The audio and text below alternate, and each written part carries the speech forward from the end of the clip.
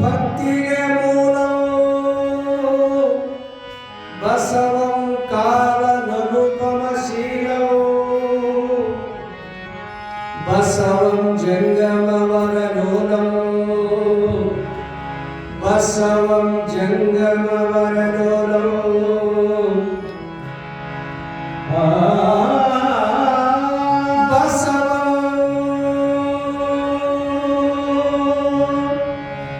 ರಕ್ಷಪೂರನ್ನ ಸಂಗನ ಬಸವ ಶರಣಾರ್ಥಿ ಸಂಗನ ಬಸವ ಶರಣಾರ್ಥಿ ಸಂಗನ ಬಸವ ಶರಣಾರ್ಥಿ ಭೋ ವಿರಾಟ್ ಪುರಸ್ವಾಮಿ ಚರಚಕ್ರೇಶ್ವರ ಪ್ರಭೋ ಪರಾತ್ಪರ ಗುರು ವಂದೇ ಗುರು ಕುಮಾರೇಶ್ವರಂ ಗುರು ಕುಮಾರೇಶ್ವರಂ ಗುರು ಕುಮಾರೇಶ್ವರಂ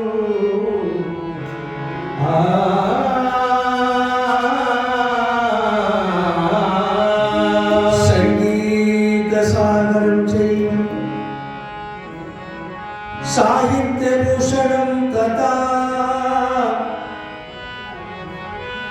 लिंगपूजा सदा वन्दं पंचाक्षर गुरुवरं पंचाक्षर गुरुवरं गुरुपुत्रराजरं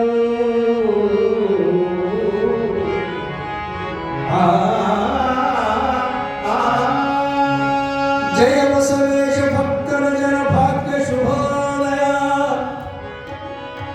वीर शैव निलय परमावतराग शरणागत रक्षक चिद्धर प्रभामय जगदादिदेशक पुरातन कुंडव शाम्भवैश्रय पुरजय सोमनाथ जय देव जय विरतं शिवानवः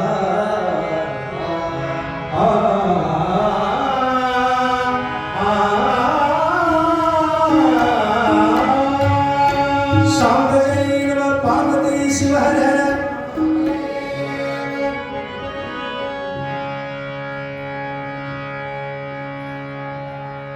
ओम श्री गुरु बसवलिंगाय नमः। ಶ್ರಾವಣ ಮಾಸದ ಪವಿತ್ರವಾದಂಥ ದಿನದಂದು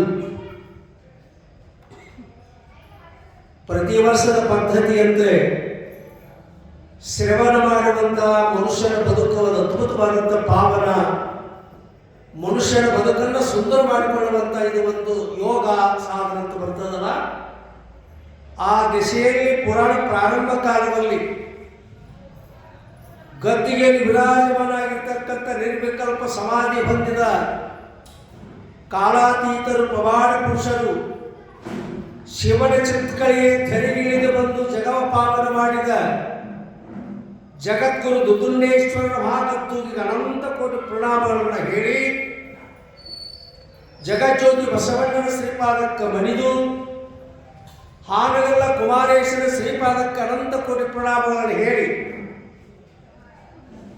ಶ್ರೀಮಠದ ಒಡೆಯರು ಪರಮ ಪೂಜ್ಯರು ಲಿಂಗ ಪೂಜಾ ನಿಷ್ಠರು ಕಾಯಕ ಯೋಗಿಗಳು ಸಮರ್ಥರು ಶಿಕ್ಷಣ ಪ್ರೇಮಿಗಳು ಸಂಗೀತ ಪ್ರೇಮಿಗಳು ಭಕ್ತರ ಕಲಾವಿದರ ಸಂಜೀವಿನಿಯಾದಂಥ ಪರಮ ಪೂಜ್ಯರಾದ ಶ್ರೀಮನ್ ಮಹಾರಾಜ ನಿರಂಜನ ಜಗದ್ಗುರು ಸಿದ್ಧ ಸಂಸ್ಥಾನ ಮಠದ ಅಧಿಪತಿಗಳಾದಂಥ ಜಗದ್ಗುರು ಶಿವಲಿಂಗೇಶ್ವರ ದೀಪಪಾದಕ ಅನಂತ ಕೋಟಿ ಪ್ರಣಾಮಗಳನ್ನು ಹೇಳಿ ಮುಂದಿನ ಮಹಾಪೀಠವನ್ನೇ ಉತ್ತರಾಧಿಕಾರಿ ಆಗಿರ್ತಕ್ಕಂಥ ಪೂಜ್ಯ ಪಾದರು ಉತ್ಸಾಹಿಗಳು ಆಚಾರಶೀಲರು ಮೌನ ಯೋಗಿಗಳು ಸಮರ್ಥರಾದಂಥ ದುರ್ದುಂಡೇಶ್ವರ ಸ್ವಸ್ವರೂಪಿಗಳಾಗಿರ್ತಕ್ಕಂಥ ನಿಜಲಿಂಗೇಶ್ವರ ಮಹಾಸ್ವಾಮಿ ಶ್ರೀಪಾದಕ್ಕೂ ಕೂಡ ಅನಂತ ಕೋಟಿ ಪ್ರಣಾಮಗಳನ್ನು ಹೇಳಿ ವಿದ್ಯಾಗುರುಗಳಾದ ಗುರು ಪಂಚಾಕ್ಷರಿ ಪುಟ್ಟರಾಜರ ಭಕ್ತರ ಸ್ಮರಣೆ ಮಾಡಿ ನಮ್ಮ ಕಲಾ ಬಳಗವಾದಂಥ ನಮ್ಮ ಸಂಗೀತಗಾರರಾದಂಥ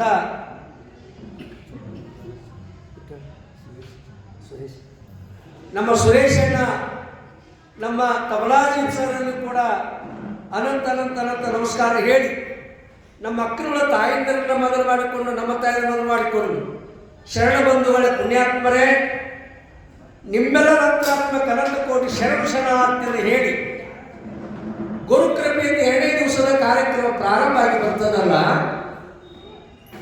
ಬಂದಿರತಕ್ಕಂಥ ಈ ಶರೀರವನ್ನು ಪಾವನ ಮಾಡುವ ಎದರಿಂದ ಅಂತ ಕೇಳಿದರು ಶರಣರು. ಶರೀರ ಪವಿತ್ರವಾಗಬೇಕು, ಪಾವನವಾಗಬೇಕು ಅಂದರೆ ಮನುಷ್ಯ ಜನ್ಮ ಸುಂದರವಾಗಬೇಕು, ಭವ್ಯವಾದಂಥ ಮಂದಿರವನ್ನು ಕಟ್ಟಬೇಕು.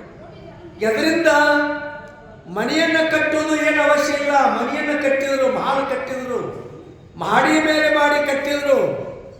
ಆದರೆ ಮನವು ಕಟ್ಟುವುದು ಬಹಳ ಕಷ್ಟ ಅಂತಂದು. ಆ ಮನವನ್ನು ಏನಾದರೂ ಸಾಧಿಸಬಹುದು, ಇನ್ನೇನಾದರೂ ಸಾಧಿಸಬಹುದು, ಮತ್ತಿನ್ನೇನು ಸಾಧಿಸಬಹುದು. ನೀರಾರಂಭುವುದು ಸಾಧಿಸುವುದು ಬಹು ಕಷ್ಟ, ಬಹು ಕಷ್ಟ. ನೀನು ಮುಖ್ಯವಾಗಿರ್ತಕ್ಕಂಥ ಸಾಧನಕ್ಕೆ ಉಪಾಯ ಏನು ಅಂತಂದರೆ ಮನಸ್ಸು ಅಂತ ಹೇಳಿದ್ರಪ್ಪ. ಮನಸ್ಸಿದ್ದರೆ ಮಾರ್ಗ ಅಂದ್ರೆ ನಮ್ಮ ಹಿರಿಯರು ಮನಸ್ಸಿದ್ದರೆ ಮಾರ್ಗ, ಮನಸ್ಸಿದ್ದರೆ ಮಾರ್ಗ. ಮನಸ್ಸು ಪವಿತ್ರವಾಗಿ ಎಲ್ಲಿವರೆಗಿರುತ್ತೆ ನಮ್ಮ ಬದುಕು ಬಹಳ ಸುಂದರವಾಗಿರುತ್ತೆ. ಒಮ್ಮೆ ಮನಸ್ಸು ವಿಶೇಷವಾಗಿರ್ತಕ್ಕಂಥ ಮನಸ್ಸು ಹೊರಗೆ ಹೋಯ್ತು ಅಂತಂದ್ರೆ ಏನು ಮಾಡಿಕೊಡ್ಬೇಕಂತ ಅಂದ್ರೆ ಬಸವಣ್ಣವರು ಮಾಡಿ ಮಾಡಿ ಕೆಟ್ಟರೋ ಮನವಿಲ್ಲದೆ, ನೀಡಿ ನೀಡಿ ಕೆಟ್ಟರೋ ನಿಜವಿಲ್ಲದೆ, ಮಾಡುವ ನಿಜ ಗುಣವುಳ್ಳರೆ.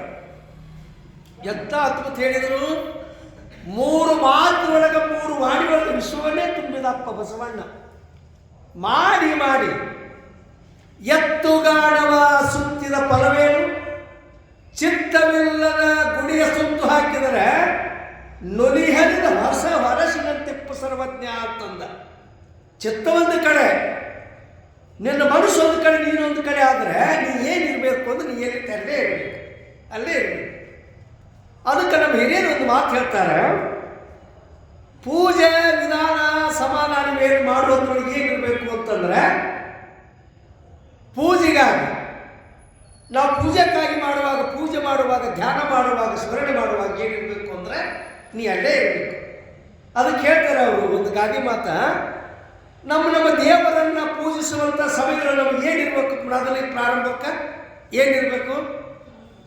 ಮೊದಲಿಗೆ ನಮ್ಮ ಪೂಜೆಕ ವಿಧಾನ ಏನು ಅನುವಾದ. ನಾವು ಪ್ರಾರಂಭಕ್ಕೆ ಏನು ಬೇಕು? ಪ್ರಾರಂಭಕ್ಕೆ ಏನು ಬೇಕು?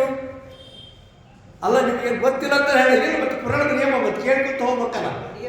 ಭಾಳ ಮೋಕ್ಷಗಳಿದ್ದೀರಿ ಇಲ್ಲಿರು. ಯಾಕಂದ್ರೆ ಏನಿಲ್ಲ ಮುತ್ತಿನಂತ ಲಕ್ಷಾಂತರ ಜನ ಕೂಡ ಗದ್ದಲ ಮಾಡೋಕ್ಕಿಂತ ಬೆಳ್ಳಿ ಚಿಕ್ಕಂಗೆ ಸ್ವಲ್ಪ ಮಂದಿ ಬಂದರು ಕೆಮ್ಮತ್ರ ಬರ್ತೀರಂದ್ರೆ ಅದು ನಮ್ಮ ಭಾಗ್ಯ ಅಂತ ತಿಳ್ಕೊಂಡಿವಿ. ಮತ್ತೆ ಎರಡು ನಮ್ಮ ಭಾಗ್ಯ ಅಂತ ತಿಳ್ಕೊಂಡ್ರಿ. ಸ್ವಲ್ಪ ಕೇಳೋದು ಹಂಗೆ ಅಂದ್ರೆ ಏನು ಅಂತಂದು ಹೇಳ್ತಾರಲ್ಲ, ಪಕ್ಕ ತಿಳಿದವ್ರೆ ಟೀರ್ ಗುಡಿ ಅಂತಾರೆ, ಇಲ್ಲಂತಂದು ಹೇಳ್ತಾರೆ ಅಂತ ತಿಳ್ಕೊಂಡು ಅಂತಾರೆ, ಎಲ್ಲ ಉಂಟಲ್ಲ. ಸ್ವಲ್ಪ ಅರ್ಧ ಓದಿದ್ರೆ ಅರ್ಧ ಏನಕ್ಕೈತಿ ಅಂತಂದ್ರೆ, ಸರ್ ನಮ್ಮ ಇಂಜಿನಿಯರ ಮದುವೆ ಮಾಡ್ಕೊಂಡ, ಎಲ್ಲರೂ ಮದುವೆ ಮಾಡ್ಕೊತಾರೆ. ಮದುವೆ ಮಾಡಿಕೊಂಡಾಗ ಅವಗೊಂದು ದೋಷ ಇತ್ತು. ಏನಿತ್ತು ಅಂದ್ರೆ ರಾತ್ರಿ ಇಳ್ಕೊಂಡು ಹೋಗ್ತಿದ್ರು, ಕಣ್ಣು ಕಾಣ್ತಿರ್ಲಿಲ್ಲ. ಆದರೂ ಮದುವೆಯಾಗಿ ಬಂದಂತ ಮಾಡಿದ್ರು ಭಾಳ ಕಿಮ್ಮತ್ತಿಗೆ ಚಲೋ ಓದಿದ್ದು, ಒಳ್ಳೆ ಪ್ರತಿಯೊಂದು ಆಕಿ ಇಂಜಿನಿಯರ, ದೈವ ಸರ್. ಒಮ್ಮೆ ಸಂಸಾರ ಭಾಳ ಚಂದಿತ್ತು, 2 ಮಕ್ಕಳು ಆದವು. ಅರ್ಧ ತಿಳ್ಕೊಂಡು ಏನು ಪೂರ ತಿಳ್ಕೊಂಡು ಹೇಗಾಕೈತಿ ಅಂತ ಒಂದು ತಮಾಷೆ ಬರ್ತದೆ. ಆಯಿತು, ಮಧ್ಯರಾತ್ರಿ ಮಲಿಕೊಂಡಾಗ ಒಂದು ಫೋನಿಗೆ ಮೆಸೇಜ್ ಬಂತು. ಫೋನ್ ನೋಡಿದ, ಸಿಟ್ಟು ಬಂತು ಅವನಿಗೆ. ಸಿಟ್ಟು ಬಂತು. ಏಯ್, ಈ ನಂಬರ್ ಯಾವುದು? ಮೆಸೇಜ್ ಬಂತು. ಏನು ಅಂತಂದ. ನೋಡಿ ಚೆನ್ನಾಗಿ ನೋಡು ಅಂತಂದು. ಚೆನ್ನಾಗಿ ನೋಡುವಂದು ಏನು? ಬೂಟಿ ಪುಲ್ ಅಂತ ಬಂದೈತೆ ಅಂತ ಓದಿದ. ಬೂಟಿ ಪುಲ್ ಅಂತ ಬಂದೈತೆ ಅಂತ ಏನು ಮಾಡಿ ಸಿಟ್ಟ ಬಂತು. ಏಯ್, ಸರಿಯಾಗಿ ಮಾತಾಡು ಅಂತಂದು. ಏನು ಸರಿಯಾಗಿ ಮಾತಾಡು? ನಾನು ನೀವು ಭಾಳ ಚಲೋ ಅಂತ ಮಾಡಿದ್ದೆ, ಹಾಗಂತ ಮಾಡಿದ್ದೆ ಅಂದ. ಈಗೇನಾಗೈತಿ ಅಂದ. ಏನಿದು? ಮಧ್ಯರಾತ್ರಿ ಒಳಗೆ 1 ಗಂಟೆಗೆ ನೀನು ಫೋನ್ ಮಾಡಿ ಮೆಸೇಜ್ ಕೊಟ್ಟರಲ್ಲ ಯಾರವ? ಅವ ನೋಡಿದ್ದು, ಏಯ್ ಚಸ್ಮಾ ಹಾಕ್ಕೊಂಡು ಹೋದು ಅಂತಂದು. ಚಸ್ಮಾ ಹಾಕ್ಕೊಂಡು ಹೋದು ಏನಾಗಿತ್ತಂದ್ರೆ ಬ್ಯಾಟ್ರಿ ಫುಲ್ ಅಂತ ಬಂದಿತ್ತು. ಕಾರಣ ಏನು ಅಂತಂದ್ರೆ, ಪೂಜೆ ಮಾಡೋ ಹೊತ್ತಿನೊಳಗೆ ಅರ್ಧಮರ್ಧ ತಿಳ್ಕೊಂಡು ಏನಾದ್ರು ಅನರ್ಥ ಅಂತಂದ್ರೆ ಏನಿರಬೇಕು? ನೀ ಪೂಜೆ ಮಾಡೋ ವಿಧಾನ ಅಂತಂದ್ರೆ ನೀರಿರಬೇಕು ಅಂತ ಹೇಳಿ ನಮ್ಮವ್ರು. ನೀರಿರಬೇಕು, ನೀರಿರಬೇಕು, ನೀರಿರಬೇಕು. ಎಲ್ಲಿ ಅಡಿಯಾಗಿರ್ಬೇಕು? ದೇವ್ರ ಗುಡಿಯಾಗಿದ್ದಾಗ, ದುರುದ್ದೇಶ ಮುಂದಿದ್ದಾಗ ಈ ಕಣ್ಣಿನೊಳಗ ಅವನೇ ಕಾಣಬೇಕಿಲ್ಲ, ಮತ್ತೊಂದೇನು ಕಾಣದಂಗಿರುವಂತಹದ್ದೇ ನಿಜವಾಗಿರ್ತಕ್ಕಂಥ ಪೂಜೆ. ಅದಕ್ಕೆ ಹೇಳಿದ್ರು ಬಸವಣ್ಣವರು, ಕಂಗಳ ತುಂಬಿದ ಬಳಿಕ ನೋಡಲಿಲ್ಲ. ಕಣ್ಣು ತುಂಬ ನೋಡ್ಬೇಕಂತ, ಅದವ್ರ ಪಾತ್ರ ಬಂದಾಗ ಅವನೇ ಕಾಣಬೇಕಂತ, ಅವನೇ ಕಾಣಬೇಕು, ಅದೇ ಕಾಣ. ಕಂಗಳ ತುಂಬಿದ ಬಳಿಕ ನೋಡಲಿಲ್ಲ, ಕೈಗಳ ತುಂಬಿದ ಬಳಿಕ ಪೂಜಿಸಲಿಲ್ಲ. ಈ ಒಂದು 50 ವರ್ಷದ ಆ ಕಡೆ ಅಜ್ಜಿ ಅಂತಿರಲ್ಲ, ಆಯಿ ಅಂತಿರಲ್ಲ, ಮಗ IAS ಆಗಿ DC ಆಗಿ ಏನಾಗಿ ಮಿಲ್ಟ್ರಿಗೆ ಹೋಗಿ ರಿಟೈರ್ಡ್ ಆಗಿ ಬಂದಾಗ, ಭಾಳ ಬಂದಾಗ ತಾಯಿಗೆ ಏನಂತಿದ್ರು, ಯಪ್ಪ ಭಾಗತ ನಿಂದ್ರು, ನಿಲ್ಲು, ನಿನ್ನ ಕಣ್ತುಂಬ ನೋಡ್ತೀನಿ ಅಂತಿದ್ರು ಅವರು. ಅದೇ ಪರಿಪೂರ್ಣತೆ, ಅದೇ ನಿಜವಾದ ಪೂಜೆ, ಅದೇ ಧ್ಯಾನ. ಹೌದಾ? ಕಂಗಳ ತುಂಬಿದ ಬಳಿಕ ಸಹಜವಾಗಿ ಯಾರು ನಿಮ್ಮ ಮನೆಗೆ ಬಂಧುಗಳು ಬರ್ತಿರ್ತಾರೆ, ಒಂದು ಕೆಲಸದಾಗಿರ್ತಿಲ್ಲ, ಬಂದು ಪೂಜೆ ಕೊಡ್ತಾರೆ, ಅಕ್ಕಮ್ಮ ಅಂತಾರ, ತಾಯಿ ಅಂತಾರ, ಅಣ್ಣ ಅಂತಾರ, ಆ ಕಡೆ ಗಮನ ಕೊಡಲ. ಸ್ವಲ್ಪ ಅದ್ರ ಬಿಟ್ಟು ಈ ಕಡೆ ಬಂದಾಗ ಅವಾಗಂತೀರಿ, ಏನಂತೀರಿ, ನೀ ಯಾವಾಗ ಬಂದಿದ್ದು ಗೊತ್ತಾ, ಇಲ್ಲಿ ಬಂದದ್ದು ಅಂತ. ಬತ್ತ ಈ ಕಣ್ತುಂಬಿ ಕೆಲಸ ತುಂಬಿತ್ತು, ಕೈ ತುಂಬ ಕೆಲಸ ತುಂಬಿತ್ತು, ಈ ಕಣ್ಣೊಳಗೆ ಕೆಲಸ ಇತ್ತು, ನೀನು ನೋಡೇ ಇಲ್ಲ. ಅದಕ್ಕೆ ಕಂಗಳ ತುಂಬಿದ ಬಳಿಕ ನೋಡಲಿಲ್ಲ, ಕಿವಿಗಳು ತುಂಬಿದ ಬಳಿಕ ಕೇಳಲಿಲ್ಲ. ಇನ್ನೊಂದಿಲ್ಲ, ಅದು ಏನು ತುಂಬಬೇಕಂದ್ರೆ ಅದೇ ತುಂಬ, ಶ್ರವಣ, ವಚನ, ಧ್ಯಾನ. ಆಮೇಲೆ ಕೈಗಳ ತುಂಬಿದ ಬಳಿಕ ಪೂಜಿಸಲಿಲ್ಲ. ಮಹಾಂತ ಕೂಡಲ ಸಂಗಮದೇವ, ಇರುದೊಂದು ಮನ, ಆ ಮನ ನಿಮ್ಮಲ್ಲಿ ಒಡಬೇರಿದ ಬಳಿಕ, ಅಕ್ಕಂತಲ್ಲ, ಇರುದೊಂದು ಮನ, ಆ ಮನ ನಿಮ್ಮಲ್ಲಿ ಒಡಬೇರಿದ ಬಳಿಕ ನನಗೆ ಬೇರೆ ತನು ಉಂಟೆ, ಬೇರೆ ಮನ ಉಂಟೆ. ಅದಕ್ಕೆ ಆಗ ಹೇಳಿದಾಗ ಇಲ್ಲಿ ಏನಿರಬೇಕು ಅಂದರೆ, ಮನಸ್ಸಿಂದ ಮಾಡಿ ಏನು ಮಾಡಿ ಕೆಟ್ಟರೋ ಮನವಿಲ್ಲದೆ, ನೀಡಿ ಕೆಟ್ಟರೋ ನಿಜವಿಲ್ಲದೆ, ಮಾಡುವ ನೀಡುವ ನಿಜಗುಣ ಉಳ್ಳಾಡಿ. ನಿಜಗುಣ, ಆ ಗುಣ ಬರಬೇಕಾದ್ರೆ ಬಹಳ ಕಷ್ಟ. ಅದಕ್ಕೆ ನಿಜಗುಣಿಸುವರು ಬೇಡಿದ್ರು. ಏನು ಕೇಳಿದ್ರು? ಶಿವನನ್ನು ಪ್ರಾರ್ಥನೆ ಮಾಡಿದ್ರು ಅವರು. ಏನು ಕೇಳಿದರು? ಈ ಧರಿಯ ಭೋಗ ಬೇಡ ಅಂತಂದ್ರೆ ಅವರು. ಇದಕ್ಕೆ ಕೈ ಬಿಟ್ಟು ಹೋಗ್ತದ, ಎಲ್ಲದೊಮ್ಮೆ ಬಿಟ್ಟು ಹೋಗ್ತದ. ಏನಾರು ನೀವು ಕೊಡುವಂಥ ಗುಣ ನನಗಿತ್ತಂದ್ರೆ ಕೊಡುವಂತಂದ್ರೆ ಏನು? ಬೇಡುವೆ ಅನುಭವ, ನಿಮ್ಮ ಅನುಭವ. ಎಂಥ ಮಾತು ಹೇಳ್ತಾರೆ? ಬೇಡುವೆ ಅನುಭವ. ಒಂದು ಮಾತೇನ ಬೇಡುವುದಿತ್ತಂದ್ರೆ ನಿಮ್ಮ ಅನುಭವ ಗಟ್ಟಿಗೆ ಮಾತಿರ್ತದೆ. ಬೇಡುವೆ ಅನುಭವ, ನಿಮ್ಮ ಅನುಭವ. ಮಾಡೆನ ಒಲಿದು ಸುಗುಣ ಸಂತತಿಯನ್ನು, ಶ್ರೇಷ್ಠ ಉಳ್ಳ ಗುರು ಭಜನಿಯನ್ನು. ಭಜನಿ, ಧ್ಯಾನ, ಸ್ಮರಣೆ ಎಷ್ಟು ಪವಿತ್ರ ಮಾಡ್ತೈತಿ ಅಂತಂದ್ರೆ ಕೇಳೋದ್ರಿಂದ ರೋಗ ಹೋಗ್ತದ. ಈ ಪರಿಶುದ್ಧವಾಗುವಂಥ ಶರೀರ ಅದರಿಂದ ಪಾವನ ಆಗುತ್ತಂದ್ರೆ ಒಳ್ಳೆ ಕೇಳೋದ್ರಿಂದ, ಒಳ್ಳೆ ಜಗಕ್ಕೆ ಬರೋದ್ರಿಂದ. ಒಳ್ಳೆ ಜಗಕ್ಕೆ ಬಂದ್ರೆ ಕಾಲು ಪಾವನ, ಒಳ್ಳೆಯದನ್ನು ನೋಡಿದ್ರೆ ಕಣ್ಣು ಪಾವನ. ಸರ್ವಾಂಗ ಪಂಚಭೂತಗಳು ತಯಾರಾದಂಥ ಈ ಶರೀರ ಪಾವನ ಬೇಕಾಗಿತ್ತಂದ್ರೆ ಏನು ಮಾಡುವಂತಂದ್ರೆ ಶಾಂಪು ಅಲ್ಲ, ಏನಲ್ಲ, ಹೊರಗೆ ತೊಳ್ಕೊಳ್ಳೋಕೆ ಭಾಳ ಮಂದಿ ಬರ್ತಾ, ಒಳಗೆ ಏಕಾಕಾರ ಆಗಬೇಕು, ಒಳಗಾಗಬೇಕು, ಒಳಗೋರ್ಗೆ ಒಂದಾಗಬೇಕು, ಒಳಗೋರ್ಗೆ ಒಂದಾಗಬೇಕು. ಹೆಂಗಾಗಬೇಕು? ಅದ್ರೊಳಗೆ ನೀನು ನಿನ್ನೊಳಗದು. ನೀ ನಮ್ಮ ಗವಗಳು ಹಾಡ್ತಾರಲ್ಲ, ಆ ನಾದಂತಿಲ್ಲ ಐತಿ, ಆ ನಿರಾಕಾರ ಬಂದಾಗ ಸಾಕ ಧ್ವನಿ ಕೂಡಿದಾಗ ಎರಡು ಒಂದಾದಾಗ ಜನಗಳಿಗೆ ಎಷ್ಟು ಆನಂದ ಆಗ್ತದಲ್ಲ, ಅದೇ ಇರ್ತಕ್ಕಂಥ ಬದುಕು, ಅದೇ ಯೋಗ, ಅದೇ ಮನಸ್ಸು. ಬೇಡುವೆ ಅನುಭವ, ನಿಮ್ಮ ಅನುಭವ. ಭವದೊಳಗೆ ಮಾಡೆನ ಒಲಿದು ಸುಗುಣ ಸಂತತಿಯನ್ನು, ಕರುಣೆ ಉಳ್ಳ ಗುರು ಭಜನಿಯನ್ನು, ಧರಿಗತ್ಯದಿ ಕೆಣಿಪ ಶಾಂತಿ ಮತ ಗುಣವು. ಶಾಂತಿ, ಶಾಂತಿ, ಶಾಂತಿ, ಶಾಂತಿ. ಎಂಥ ಶಾಂತಿ? ಏನಿದ್ರು ಕೂಡ ಬೇಕಾದ ಶಾಂತಿ ಎಲ್ಲರಿಗೂ ಬಂದಿಲ್ಲ. ಸಮಾಧಾನ, ಸಮಾಧಾನ. ಆ ಸಮಾಧಾನ ಯಾರಿಗಿತ್ತು ಅಂದ್ರೆ ಅಕ್ಕ ಮಾದಿಗೆ ಎಷ್ಟು ಟೀಕಾ ಬಂದವ್ರಿ ಅಂತ ಅಲ್ಲ, ಎಷ್ಟು ಮುಂದಿರಬೇಕು. ಆ ಸಂದರ್ಭಕ್ಕೆ ಸಮಯಕ್ಕೆ ನೋಡಿ ವಚನವನ್ನು ಮಾಡಿದರು, ಅನುಭವದಿಂದ ಮಾಡಿದರು, ಸುಮ್ಮನೆ ಬರೆದಿರಲಿಲ್ಲ. ಸಂತಿಯೊಳಗೊಂದು ಮನೆಯ ಮಾಡಿ ಶಕ್ತಕ್ಕೆ ನಾಚಡಿ ಅಂತಯ್ಯ. ಆ ಜನಗಳಂದ್ರು ಏನೇನಂದ್ರು, ಅಕ್ಕ ಅಂದ್ರು, ಬಿಟ್ಟಾಳ ಮಣಿ ಅಂದ್ರು, ಏನೋ ತೆರಿ ಕೆಟ್ಟೈತಿ ಅಂದ್ರು, ಸುಂದರವಾದ ಹೆಣ್ಣು ಅಂತಂದ್ರು. ಏನಂದ ಅಕ್ಕ? ಸಂತೆಯೊಳಗೊಂದು ಮನೆಯ ಮಾಡಿ ಶಬ್ದಕ್ಕೆ ನಾಚರಿ ಅಂತಯ್ಯ. ಬೆಟ್ಟದ ಮೇಲೊಂದು ಮನೆಯ ಮಾಡಿ ಮೃಗಗಳಿಗೆ ಅಂತ. ಅದಕ್ಕೆ ನಮ್ಮ ಮನಸ್ಸು ಪವಿತ್ರವಾಗಬೇಕಾಗಿತ್ತು ಅಂದರೆ ಅದಕ್ಕೆ ಮಾಡಿ ಮಾಡಿ ಕೆಟ್ಟರೋ ಮನವಿಲ್ಲದೆ, ನೀಡಿ ನೀಡಿ ಕೆಟ್ಟರೋ ನಿಜವಿಲ್ಲದೆ, ಮಾಡುವ ನೀಡುವ ನಿಜಗುಣ ಉಳ್ಳಡೆ ಕೂಡಿಕೊಂಡಿರ್ಪ ನಮ್ಮ ಕೂಡಲ ಸಂಗಮ ದೇವ. ನೀ ಮಾಡುವಾಗ ನೀಡುವಾಗ ಅಲ್ಲೇ ಇತ್ತಂದ್ರೆ ಅಲ್ಲೇ ದೇವರು ಪ್ರತ್ಯಕ್ಷ ಆಗ್ತಾನೆ. ದೇವರು ಹ್ಯಾಂಗೆ ಪ್ರತ್ಯಕ್ಷ? ಆನಂದ, ಆನಂದ ಬ್ರಹ್ಮ. ನೀ ಮಾಡುವ ಕೆಲಸ ತೃಪ್ತಿಯಾಗಿ ಆನಂದ ಆಗಿತ್ತಂದ್ರೆ ಅದೇ ದೇವ್ರ ಸಂಕೇತ. ಏನು ದೇವರು ಪ್ರತ್ಯಕ್ಷ ಆಗಿ ಬಂದಿಲ್ಲ, ಆನಂದ. ಆನಂದವಾಗಿ ನೀ ಮಾಡುವಂಥ ಕಾರ್ಯ ಮನಸ್ಸಾರೆ ಮನಸ್ಸು ಹೋಗ್ತು ಅಂದರೆ ಅದೇ ನಿಜವಾಗಿರ್ತಕ್ಕಂಥದ್ದು. ಎಷ್ಟೋ ದಿನ ತಪಸ್ಸು ಮಾಡಿದ್ರು ಕೂಡ ಏನಾಕೈತಿ ಅಂತಂದ್ರೆ, ಒಮ್ಮೆ ಮನಸ್ಸು ಹೋಯ್ತು ಅಂತಂದ್ರೆ ಅದು ಏನು ಮಾಡಿದ್ರು ಕೂಡ ಎಂದು ಅನೇಕ ಮಾಡಿ ತಪಸ್ಸೆಲ್ಲ ವ್ಯರ್ಥ ಆಗ್ತದ. ಅದಕ್ಕೆ ಮನಸ್ಸು ಕಟ್ಟುವುದೇ ಒಂದು ಅದ್ಭುತವಾದ ಶಕ್ತಿ. ಆ ಮನಸ್ಸನ್ನು ಕಟ್ಟಿದ್ರು ಶಿವಯೋಗಿಗಳು, ಆ ಮನಸ್ಸನ್ನು ಮುದನ ಹಾಕಿದ್ರು. ಅದಕ್ಕೆ ಅಂದನವನೇರಿದ ಸ್ವನಗನಂತೆ, ಅಂದನವನೇರಿದ ಸ್ವನಗನಂತೆ ನಿಂದಲಿ ನಿಲ್ಲಲಿಯದು, ಕುಂತಲಿ ಕುಂದಲಿಯದು. ಈ ಮನಸ್ಸು ಆಗೈತಂದ್ರೆ ಒಂದೊಂದು ಒಂದೊಂದು ಬೇಡ್ತದ, ಕಣ್ಣೊಂದು ಬೇಡ್ತದ, ಕಿವಿ ಒಂದು ಬೇಡ್ತದ. ಆದರೆ ಅದು ಏನು ಎಲ್ಲ ನಿನ್ನೊಳಗೆ ಹಾಕಬೇಕು, ನಿನ್ನೊಳಗೆ ಹಾಕಬೇಕು.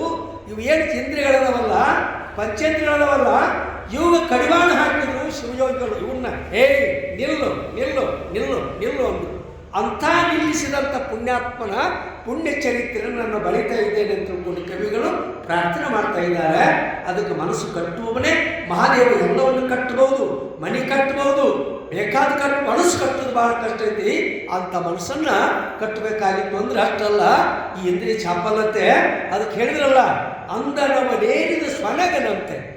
ಒಂದೊಂದು ಒಂದೊಂದು ಬಯಸಿ ಒಂದು ಬಯಸಿದ್ರು ಅಂದರೆ ಒಂದೊಂದು ಶುರುವಾಗ್ತದೆ, ಒಂದೊಂದು ಶುರುವಾಗ್ತದೆ, ಒಂದಕ್ಕೆ 90 ಶುರುವಾಗ್ತದೆ.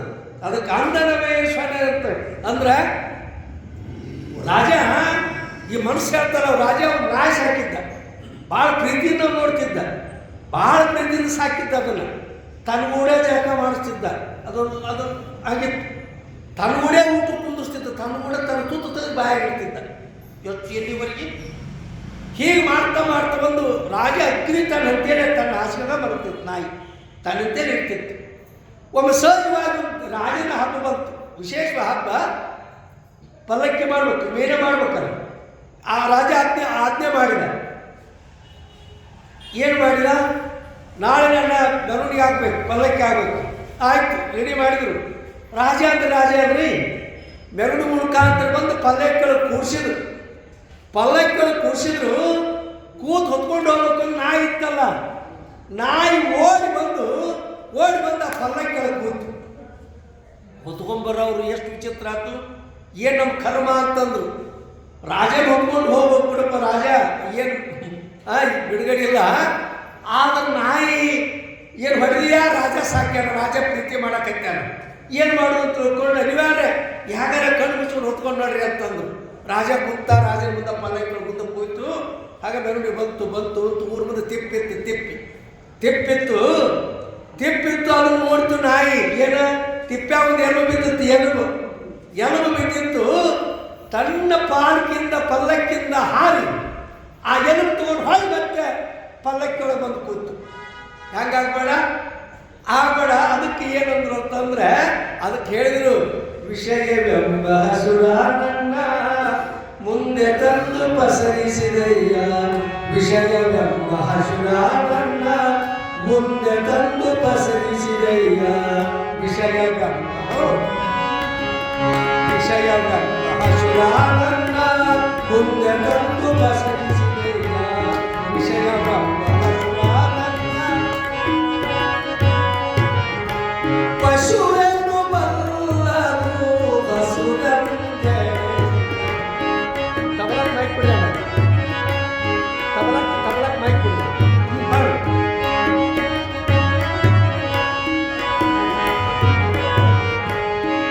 ಪಶುವೆನ್ನು ಬಲ್ಲದು ಹಸುರಂತೆ. ವಿಷಯವೆಂಬ ಹಸುರ ನನ್ನ ಮುಂದೆ ತಂದು ಪಸರಿಸಿದೆಯ. ಮುಂದೆ ತಂದು ಪಸರಿಸಿದೆಯ.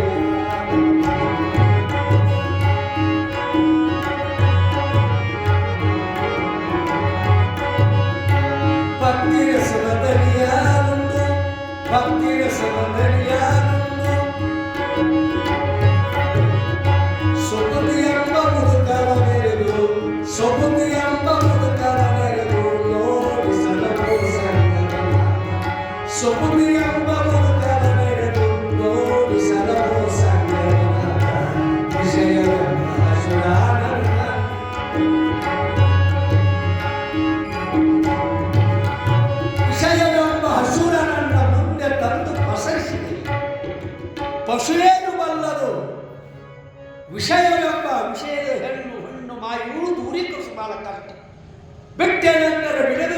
ಒಂದು ಅಕ್ಕ, ಅದು ಬಿಟ್ಟವರು ಸುಯೋಗಿಗಳು, ಅದು ದೂರೀಕರಿಸಿದವರು ಮಹಾತ್ಮರು, ಯೋಗಿಗಳು, ಸಮರ್ಥರು. ಹಾಗೆ ಬಿಟ್ಟರೆಂದರೆ ಬಿಳಿದಿದು. ಅದಕ್ಕಂತ ಮಾಯನ್ನು ಗೆದ್ದಿನನ್ನವರು ಬಹಳ ಕಷ್ಟ. ಆ ಗೆದ್ದಿನನ್ನೋದಕ್ಕಿಂತ ಆ ಮಾಯನ್ನು ಆಟ ಆಡಿಸಿದವರು ನಮ್ಮ ಶರಣರು, ಯೋಗಿಗಳನ್ನು ಬರ್ತದ. ಅದಕ್ಕೆ ಹೇಳ್ತಾರೆ ಅವರು, ರಸನೇಂದ್ರಿಯ ರುಚಿಗಾಗಿ ಏನು ಮೀನ ಪ್ರಾಣ ಕೊಡಿತು, ಕಣ್ಣಿನ ಆನಂದಕ್ಕಾಗಿ ಹುಳ ದೀಪವನ್ನು ನೋಡಿ ಸುಟ್ಕೊಂಡು ಸತ್ತು. ಆಮೇಲೆ ಹೆಣ್ಣಾಣಿಯ ನೋಡಿ ಶರೀರ ಸುಖಕ್ಕೆ ಹೋಗಿ ಆನಿ ಕಂದಕದೊಳಗೆ ಬಿತ್ತು ಅಂತ ತಿಳ್ಕೊಂಡು ಇತಿಹಾಸ ಬರ್ತದ. ಅದಕ್ಕಿಂತವ್ರು ಒಯ್ಯಿದ್ದಾರೆ. ಅದಕ್ಕೆ ವಿಷಯಗಳನ್ನು ದೂರೀಕರಿಸಬೇಕು, ಮನಸ್ಸನ್ನು ಹೇಗೆ ಇಡಬೇಕು ಅಂತಂದ್ರೆ ಅಲ್ಲೇ ಇಡಬೇಕು ಅಂತ ಬರ್ತದ. ಒಮ್ಮೆ ವಿಶ್ವಾಮಿತ್ರ ಅದ್ಭುತ ತಪಸ್ಸನ್ನು ಮಾಡಿದ. ಹ್ಯಾಂಗ ಮಾಡಿದ? ಹಸಿ ಏನಿತ್ತಂದ್ರೆ ಎಷ್ಟಾರು ಮಕ್ಕಳು ನನಗೆ ಅಹಂಕಾರ ಸೊಪ್ಪು ಬಂದಿದ್ದು ಒಣಗಿನ ಎಲೆಯನ್ನು ತಿಂದ. ಒಣಗಿನ ಎಲೆಯನ್ನು ತಿಂದ, ತಪಸ್ಸು ಮಾಡಿದ, ಎಲ್ಲವನ್ನು ಸಿದ್ಧಿ ಮಾಡಿಕೊಂಡ. ಕೊನೆಗೆ ಏನಾಯ್ತು ಅಂದ್ರೆ ಮೇಣಿಕೆಯ ನರ್ತನವನ್ನು ನೋಡಿ ಮನಸ್ಸು ಹೋಯ್ತು, ಕೆಟ್ಟು ಹೋಗ್ಬಿಟ್ಟು. ಮಾಡಿದ ತಪಸ್ಸೆಲ್ಲ ನೀರೊಳಗೆ ಹೋಗ್ಬಿಡ್ತು. ಎಲ್ಲಿ ತಪಸ್ಸು? ಅದಕ್ಕೆ ಎಷ್ಟೋ ವರ್ಷ ತಪಸ್ಸು ಮಾಡಿದ. ವಿಶ್ವಾಮಿತ್ರನಂತೆ ಪರಾಶುಮನಿ ಅಂತ ಬರ್ತಾನೆ. ಪರಾಶುಮನಿ ಹ್ಯಾಂಗ ಮಾಡಿದ್ದ? ಎಲೆಯೂ ಕೂಡ ತಿನ್ನಲಿಲ್ಲ, ಗಾಳಿಯನ್ನೇ ಸೇವನೆ ಮಾಡಿಕೊಂಡು ತಪಸ್ಸು ಮಾಡಿದ. ಗಾಳಿ ಹಾರ. ಇವತ್ತು ಜೀವ ಬದುಕಬೇಕಾಗಿತ್ತಂದ್ರೆ ಇವು ಮೂರು ಗಾಳಿ, ಇವು ಜೀವ ಬಹಳ ಕಷ್ಟ. ಇವತ್ತು ಅನ್ನ ನೀರು ಬೇಕು. ಸಾಧನ ಎಲ್ಲದದ. ಹಾಗೆ ಮಾಡಿದ ಪರಾಶು ಮಾಡಿದ, ಶಕ್ತಿ ಪಡ್ಕೊಂಡ. ಎಷ್ಟೋ ವರ್ಷ ತಪಸ್ಸು ಮಾಡಿದ. ಒಂದು ನಿಮಿಷ ವಿಷಯ ಹೋಯಿತು ಅಂತಂದ್ರೆ ಎಲ್ಲವೂ ಶೂನ್ಯ ಆಗ್ತದೆ. ಸಹಜವಾಗಿ ಯಮುನಾ ನದಿ ದಂಡಿಗೆ ಬಂದ ಆ ಕಡೆ ಹೋಗಬೇಕಾಗಿತ್ತು. ಪ್ರತಿಸೃಷ್ಟಿಯನ್ನು ಮಾಡುವಂಥ ಶಕ್ತಿ ಬಂದಿತ್ತು ಪರಾಶುನಿಗೆ. ನಾವು ಯಾರು ಹೇಳಿದ್ರು, ನಾವು ಕಟ್ಟಿದ್ವಿ. ಕೆಲವರು ಹೇಳಿದ್ರು, ಏನು ಇವನಂತೀನಿ ಏನದ, ರೊಕ್ಕಿಲ್ಲ, ರೂಪ ಇಲ್ಲ, ನಾವು ಹೋಗಕ್ಕೆ ಕಳ್ಸಂಗಿಲ್ಲ. ಬಾಲಕಿ 18 ವರ್ಷದ ತಾರುಡು ತುಂಬಿದಂಥ ಹೆಣ್ಣುಮಗಳು, ಯೌವನ ತುಂಬಿದಂಥ ಹೆಣ್ಣುಮಗಳು ಇದ್ದು ಆ ಕಡೆ ಹೋಗ್ಬೇಕು ಬಿಡುವಂತ ದುರ್ಗಂಗೆ. ಏನು ನೋಡ್ಬೇಡ, ಅಷ್ಟು ಚೆಲುವಿಲ್ಲ, ಚಂದಿಲ್ಲ, ರೂಪಿಲ್ಲ, ಏನಿಲ್ಲ, ಸಂಸ್ಕಾರ ಇಲ್ಲ, ಏನಿಲ್ಲ. ನಾವು ಕೂತ ಸ್ವಲ್ಪ ಆ ಕಡೆ ಹೋಗ್ಬೇಕಂತ ಬಿಡುವುದು. ಆಯಿತು, ಹೆಣ್ಣುಮಗಳು ಕಳ್ಳು ಆಯಿತು. ನಾವು ಹುಚ್ಚಿ ಶುರು ಮಾಡಿದ್ರು. ಮೈಯನ್ನು ಸೋಕಿದಾಗ ಅವನ ಪರಿಸರವೇ ಕಟ್ಟು ಹೋಯ್ತು. ಬಾಲಿಕೆ ಮೈಯನ್ನು ಮುಟ್ಟಿದ ಮನಸ್ಸು ಪವಿತ್ರವಾದಂಥ ಮನಸ್ಸು ತಲ್ಲನಿಗೆ ಏನೇನು ಬಯಸಕ್ಕೈತಿ. ಮತ್ತೆ ಹಳ್ಳ ನಡವಳಿಗಳು ಹೊಂಟಿದ್ದ. ಹೊಳೆಗಳು ಹೊಂಟಾಗ ನಿನ್ನ ಮೇಲೆ ಮೂವಾಗೈತಿ, ನಿನ್ನ ಮೇಲೆ ನನಗೆ ಪ್ರೀತಿ ಆಗೈತಿ ಅಂತಂದ. ಅಂತ ಎಂಥವ್ರು ನೀವು ತಪಸ್ಸು ಮಾಡಿ, ನಾನು ಚಂದದಿನ ರೂಪ ಐತೆ ಅಂದು. ಆಮೇಲೆ ನದಿಯ ನೀರು ನಾವಡಿ ಹೊಟ್ಟಿದ್ದ ನದಿ ನೀರು ತಗೊಂಡು ಸಂಕಲ್ಪ ಮಾಡಿ ಏನು ಮಾಡಿದ? ಸುಂಬಿಡಿಸಿದ ತ್ರಿಪುರ ಸುಂದರಿ ಆಗೋದು.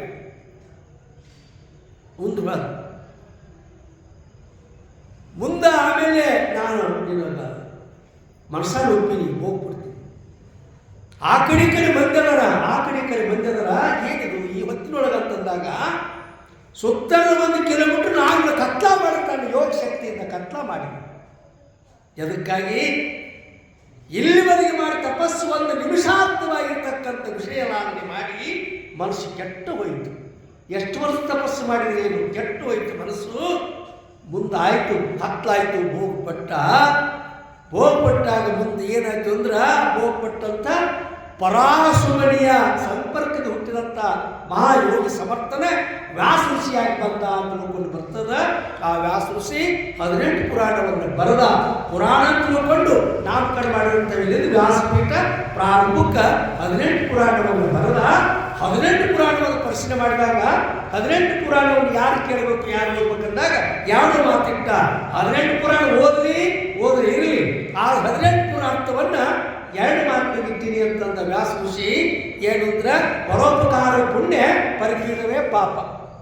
ಪರೋಪಕಾರವೇ ಪುಣ್ಯ. ಇನ್ನೊಬ್ರು ಪುಣ್ಯ ಮಾಡಿದ್ರೆ ಅಂದ್ರೆ ನೀನು ಕೇಳೋದು ಬೇಡ, ಪುಣ್ಯ ಬಂದ ತಿರುತ್ತೆ. ಇನ್ನೊಬ್ರು ಒಳ್ಳೇದು ಮಾಡಿದ್ರೆ ನೀನು ಒಳ್ಳೇದಾಗೇ ತಿರುತ್ತೆ. ಪರೋಪಕಾರ ಪುಣ್ಯ, ಪರಿಪೀಡವೇ ಪಾಪ. ಇವ್ಯಾರ ಮಾತು ನೆನಪಿಲ್ಲ ಅಂತ ಇರಲಿ. ಇದನ್ನ ಯಾಕೆ ಹೇಳಿದೆ ಅಂದ್ರೆ, ಎಷ್ಟೋ ವರ್ಷ ತಪಸ್ಸು ಮಾಡಿದಂಥ ಋಷಿ ಪರಾಶುಮುನಿ ನಿವಸಾರ್ಥ ವಿಷಯಕ್ಕಾಗಿ ಕೆಟ್ಟ, ದಸರೇಂದ್ರಿಯಕ್ಕೆ ಮೀನ ಕೆಟ್ಟಂತೆ ಹೆಣ್ಣಾಡಿಯ ಶರೀರವನ್ನು ನೋಡಿ ಮೋಹಪಟ್ಟು ಆನೆ ಕಂದಕ್ಕಳು ಬಿದ್ದು ಆನೆ ಮಾವುತರಿಗೆ ಬಲಿಯಾದಂತೆ ಅನೇಕ ರೀತಿಯಲ್ಲಿ ಇವು ಎಲ್ಲ ಏನಾದ ಪಂಚೇಂದ್ರಿಯಗಳನ್ನು ಹಿಡಿದಿಡುವುದು ಬಹಳ ಕಷ್ಟ. ಅದಕ್ಕೆ ನಮ್ಮ ಶಿವಯೋಗಿ ಹಿಡಿದಿಟ್ಟು ಆಟ ಆಡಿಸಿದ್ರು. ಇಲ್ಲಂದ್ರು ಅದಕ್ಕೆ ಪಲ್ಲಕ್ಕಿ ಅಂದನವನ್ನು ಏರಿದ ಸೊಣಗನಂತೆ ಯಾವುದಂದ್ರೆ ಶರೀರ ಅನ್ನುವಂಥ ಪಲ್ಲಕ್ಕಿ. ಆಗ ರಾಜ ಯಾವಂದ್ರ ಜ್ಞಾನ ಅನ್ನುವಂಥ ರಾಜ. ಅದು ಮನಸ್ಸು ಬಂದಾಗ ಜ್ಞಾನನೂ ಕೂಡ ವಸಿಸಿ ಹೋಗ್ತದ. ಅದಕ್ಕೆ ಯಾವುದು ಅಂತಂದ್ರೆ ಪಲ್ಲಕ್ಕಿ ಒಳಗೆ ವಿಷಯ ಎಲ್ಲೂ ಬಂದ್ರೆ ಯಾವುದಲ್ಲ, ನಂದು ಹೆಣ್ಣು ಹೊಣ್ಣು ಮಾಯಿ ಇವುಗಳನ್ನು ಬಿಡುವಂತ ಹೇಳಿಲ್ಲ ಶರಣರು, ಬಿಡುವಂತ ಹೇಳಿಲ್ಲ ಇದ್ದು ಇದಾಗಿರುವಂತಂದ. ಅದು ಗುರುಗಳು ಉಪದೇಶ ಮಾಡಿದ ಬಸವಣ್ಣವರಿಗೆ, ಬಸವಣ್ಣ ಈ ಸಂಸಾರ ಯಾರು ಹೇಗೆ ತಾವರ ಮೇಲಿರುವ ನೀರಿನಂತೆ ಸಂಸಾರ ಮಾಡುವಂದು. ತಾವರ ಎಲೆ ಮೇಲೆ ಹೀಗಿತ್ತಿರ್ತದ, ಎಲೆಗೆ ಹತ್ತದ ಇಲ್ಲ ಅದು ತನ್ರಿ. ಅದಕ್ಕೆ ಬಸವಣ್ಣ ಸತಿಯ ಕಂಡು ರತಿಯಾದ ಬಸವಣ್ಣ, ವಿರಕ್ತನಾದ ಬಸವಣ್ಣ. ವಿರಕ್ತ ಅಂದ್ರೆ ಏನ್ರಿ? ಎಲ್ಲವನ್ನು ಪೂರ್ವಿಕರಿಸದೆ ಆ ವಿರಕ್ತರಿಗೆ ಮುಖ್ಯವಾಗಿರ್ತಕ್ಕಂಥ ವಿರಕ್ತ ಮಹಾಮುನಿ ಮುಡುಗುಂದದ ಅಪ್ಪಗಳು ಬರ್ತಾರೆ. ಮೈಸೂರು ಮಹಾರಾಜನಂತೆ ಹೋದ ದೊಡ್ಡ ಅದ್ಭುತವಾದಂಥ ಕಟ್ಟಳೆಯನ್ನು ನಿರ್ಮಿಸ್ತಾರೆ. ಯಾವುದು ಕಾಮಿನಿ ಕಾಂಚಾನವನ್ನು ದೂರೀಕರಿಸಿ ತಾನೇತನಾಗಿ ನೆರೆದಿನ ಪರವಾಗಿ ಬೆಳಗಿನ ಬಾಲಿನ ಮಾತೃಸ್ಪಯೋಗಲಿ ಅಂತ ನಮ್ಮ ಮುಂದೆ ಬರ್ತಾ ಇದ್ದಾರೆ. ಅಂತ ಪುಣ್ಯಾತ್ಮನ ಕೊಡುವಾಗ ನಮ್ಮ ಮನಸ್ಸು ಹೊರಗೆ ಬಿಡದಂಗೆ ಒಳ್ಳೆ ಭಾವದಿಂದ ಕೇಳಿಕೊಂಡಾಗ ಮಾತ್ರ ನಮ್ಮ ಮನಸ್ಸಿಗೆ ಅದ್ಭುತ ಶಕ್ತಿ ಬರ್ತದ. ಆ ಮನಸ್ಸು ಇತ್ತು ಅಂದ್ರೆ ಎಲ್ಲ ಇದ್ದಾಗ ಅದಕ್ಕೆ ಎಷ್ಟು ಸಲ ಕೇಳಿದ್ರೆ ಏನು ಮಾಡಿದ್ರೆ ಅದು ಬಸವಣ್ಣ ಹೇಳಿದಂಗೆ ಮಾಡಿ ಕೆಟ್ಟರೋ ಮನವಿಲ್ಲದೆ, ನೀಡಿ ಕೆಟ್ಟರೋ ನಿಜವಿಲ್ಲದೆ, ಮಾಡುವ ನೀಡುವ ನಿಜಗಳು ಕೂಡಿಕೊಂಡಿರಪ್ಪ. ಕೂಡು ಅಲ್ಲೇ ಇರ್ತಾನೆ ದೇವ್ರು, ಎಲ್ಲಿ ಇಲ್ಲ. ನಿನ್ನ ನಿನ್ನ ಹೇಗಿರ್ತೈತಲ್ಲ, ಆ ಗಿಡದೊಳಗೆ ಹಣ್ಣು ಗಿಡಕ್ಕೆ ಹೇಗೆ ಹೊಂದಿರುತ್ತಲ್ಲ ಅಲ್ಲೇ ಇರ್ತಾನ. ಹೇಗಿರ್ತಾನಂದ್ರೆ ಗಿಡದೊಳಗೆ ಹಣ್ಣಿನೊಳಗೆ ರುಚಿ, ಆ ರುಚಿಯೊಳಗೆ ಹಣ್ಣು ಹೇಗಿರ್ತಲ್ಲ ನಿನ್ನಲ್ಲಿ ದೇವರುತ್ತಾನ ಅನ್ನುವಂಥ ತಿಳಿದು ನಮ್ಮ ಬದುಕನ್ನು ಪಾಳು ಮಾಡಿಕೊಳ್ಳುವಂಥ ಇವತ್ತಿನ ಪುರಾಣದ ವಿಷಯ ಬರ್ತದ. ಹಾಗಾಗಿ ಇವತ್ತು ಕವಿಗಳು ಏನು ಬೇಡಿಕೊಳ್ತಾರೆ, ಏನು ಅಪ್ಪಣೆ ಮಾಡ್ತಾರೆ, ಯಾರು ಬೇಡಿಕೊಂಡು ಪುರಾಣ ಹ್ಯಾಕೆ ಪ್ರಾರಂಭ ಮಾಡ್ತಾರೆ ಅನ್ನುವಂಥದ್ದನ್ನು ಈಗ ಒಂದು ಹಾಗಾದ ಮೇಲೆ ಇವತ್ತಿನ ಪುರಾಣವನ್ನು ನೋಡೋಣ.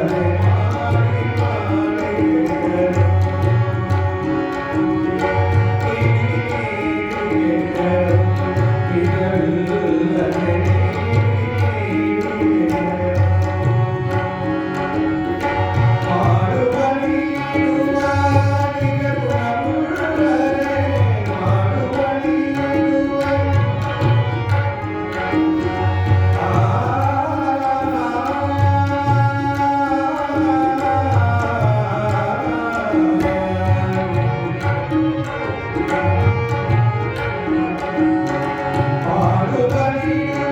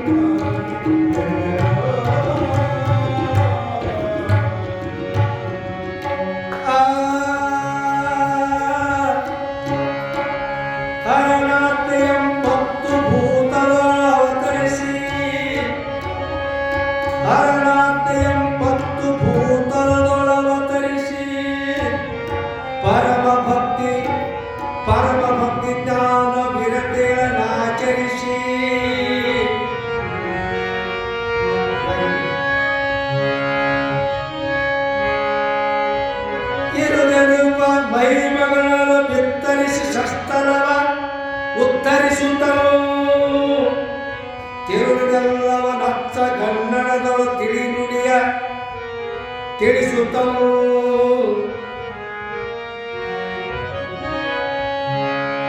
ಶಿವಮತವನ್ನುತ್ತರಿಸಿ ಸಲುಹಿದ ಗುರುಚಂದ್ರ ಬಸವೇಶ್ವರಲ್ಲ ಮಾದಿ ಪ್ರಮತರಡಿಗಳಿಗೆ ಎನ್ನ ಶಿರವನರ್ಪಿಸುತ್ತವು ಹರಿಯರಾಚಾರ್ಯ ರಾಘವ ನಿಜ ಗುಣಾರಾಧ್ಯ ಮರಿತೋಟದಾರ ಮಲ್ಲಣ ಸೋಮ ಭೀಮವಾಸುರ ವಿರೂಪಾಕ್ಷಾದಿ ಶಿವಕವೇಶ್ವರನರು ಕರುಣಿಶರೆಂದು ನಂಬಿ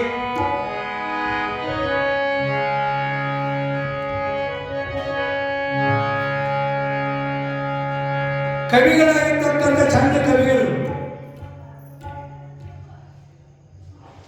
ಮಹಾಪುರಾಣವನ್ನು ಬರೆಯುವ ಕಾಲಕ್ಕೆ ಮಹಾತ್ಮರನ್ನು ಯೋಗಿಗಳನ್ನು ಶರಣರನ್ನು ಕೊಂಡಾಡ್ತಾ ಇದ್ದಾರೆ. ಶಸ್ತ್ರವನ್ನು ಉದ್ಧರಿಸಿ ದಿವ್ಯ ಜ್ಞಾನಿಯಾಗಿರ್ತಕ್ಕಂಥ ಚನ್ನಬಸವಣ್ಣ ಅವನನ್ನು ಬೇಡಿಕೊಳ್ತಾರೆ. ಬೇಕಲ್ಲ, ಪ್ರಾರ್ಥನೆ ಬೇಕಲ್ಲ, ಧ್ಯಾನ ಬೇಕಲ್ಲ. ಶಿವಮತವನ್ನು ಉದ್ಧರಿಸಲಿಕ್ಕೆ ಬಂದಂಥವ್ರು ಯಾರು? ಶರಣರು, ಸಂತರು, ಮಹಾಂತರು ಅನೇಕರೇ. ಉಂಡು ಮಲಗಲಿಲ್ಲ, ಸುಮ್ಮನೆ ವಿಲಾಸವಾಗಿ ಜೀವನವನ್ನು ಕಳೆಯಲಿಲ್ಲ ಶರಣರು. ಶರಣರಿಗೆ ನಮಗೆ ಏನು ವ್ಯತ್ಯಾಸ ಅಂದ್ರೆ, ಪರಹಿತಕ್ಕಾಗಿ ಬದುಕಿದರು ಅವರು, ನಮಗಾಗಿ ಬದುಕಿದವರು ನಾವು. ಇರಲಿ ಚನ್ನಬಸವಣ್ಣ ಶಿವಮತವನ್ನು ಉತ್ತರಿಸಲಿಕ್ಕಾಗಿ ಒಬ್ಬೊಬ್ಬರು ಒಂದೊಂದು ಅವತಾರವನ್ನು ಮಾಡಿ ಬರ್ತಾರೆ. ಬಸವಣ್ಣನಿಗೆ ಜ್ಞಾನ ರೂಪ ಆದಂತೆ ಯಾರು? ಚನ್ನಬಸವಣ್ಣ. ಜ್ಞಾನ ಹಿರಿದಕ್ಕಿರಲಿಲ್ಲ, ಜ್ಞಾನಕ್ಕೆ ಮತ್ತೊಂದು ಏನಿಲ್ಲ. ಜ್ಞಾನನ ಮತ್ತೊಂದಿಲ್ಲ. ಭಕ್ತಿಗೆ ಬಸವಣ್ಣ, ಜ್ಞಾನಕ್ಕೆ ಚನ್ನಬಸವಣ್ಣ, ವಿರತಿಗೆ ಅಲ್ಲಪ್ಪ ಪ್ರಭು, ವೈರಾಗ್ಯಕ್ಕೆ ಅಕ್ಕ ಮಾದೇವಿ. ಇವರು ಒಂದೊಂದನ್ನು ಪಡ್ಕೊಂಡು ಎಂಥ ಜ್ಞಾನ. ಕೊನೆಗೆ ಬಸವಣ್ಣ ಶರಣಾಗತರಾದ ಚನ್ನಬಸವಣ್ಣ ಜ್ಞಾನಕ್ಕೆ ಭಾಗ ಬೇಕಲ್ಲ, ವಿದ್ಯಕ್ಕೆ ಭಾಗ ಬೇಕಲ್ಲ. ವಿದ್ವಾನ್ ಸರ್ವಾರ್ಥ ಪೂಜ್ಯತೆ ಅಂತ. ರಾಜ ತನ್ನ ರಾಜರೊಳಗೆ ಅಷ್ಟೇ, ಗೌಡ ತನ್ನ ಅಧಿಕಾರ ಗೂರೆ ಅಷ್ಟೇ, ಆಮೇಲೆ ಮಂತ್ರಿ ತನ್ನ ರಾಜರೊಳಗಷ್ಟೇ, ನಮ್ಮ ದೇಶಕ್ಕಷ್ಟೇ. ಇಡೀ ವಿಶ್ವಕ್ಕೆ ಪೂಜ್ಯಾನಂತವ್ರು ಇತ್ತಂದ್ರೆ ಆಚಾರ್ಯರು, ವಿದ್ಯಾವಂತರು, ಜ್ಞಾನವಂತರು. ಆ ಜ್ಞಾನಕ್ಕೆ ಸಮನ್ಪಾದ ಶಂಕರಾಚಾರ್ಯ ಎಂಥ ಪದಕ್ಕೆ ಮಾಡಿದ್ರು. ರಾಮಾನುಚಾರ, ಅಲ್ಲಮಪ್ರಭು, ಬಸವಣ್ಣ, ಚನ್ನಬಸವಣ್ಣ ಎಂತೆಂಥ ಪುಣ್ಯಾತ್ಮರು ಬಂದರು ಅಂದರೆ, ಶಸ್ತ್ರವನ್ನು ಧರಿಸಿ ಲೋಕವನ್ನು ಪಾಲು ಮಾಡೋಕ್ಕೆ ಬಂದಿರತಕ್ಕಂಥ ಚನ್ನಬಸವಣ್ಣ ನುಡಿಗಳನ್ನು ನೆನೆದು ಅವನ ಪಾದಕ್ಕಾಗಿ ನನ್ನ ಶಿರಸ್ಸನ್ನು ಮುಡುಪಾಗಿರ್ತೀನಿ. 1000 ದೇವರು ಎಣಿಸೋದಕ್ಕಿಂತ ಮುತ್ತಿನಂಥ ದೇವರು ಎಣಿಸ್ಬಿಟ್ರೆ 1000 ದೇವರು ಎಣಿಸಿದ್ರೆ ಲಾಭ ಬರ್ತದಂತ. 1000 ದೇವ್ರಿಗೆ ಹೋದ್ರೆ ಏನು 1000 ದೇವರು ಹುಡುಕಲಿಲ್ಲ, ದೇವರನ್ನು ಇದ್ದಲ್ಲೇ ಕರ್ಕೊಂಡ್ರು, ಇದ್ದಲ್ಲೇ ಬಂದರು. ಅವರಿಗೆ ನಮ್ಗೆ ವ್ಯತ್ಯಾಸ. ದೇವರಿದ್ದಲ್ಲೇ ಹೋಗೋರು ನಾವು, ಅವರಿದ್ದಲ್ಲೇ ದೇವರು ಬಂದರು.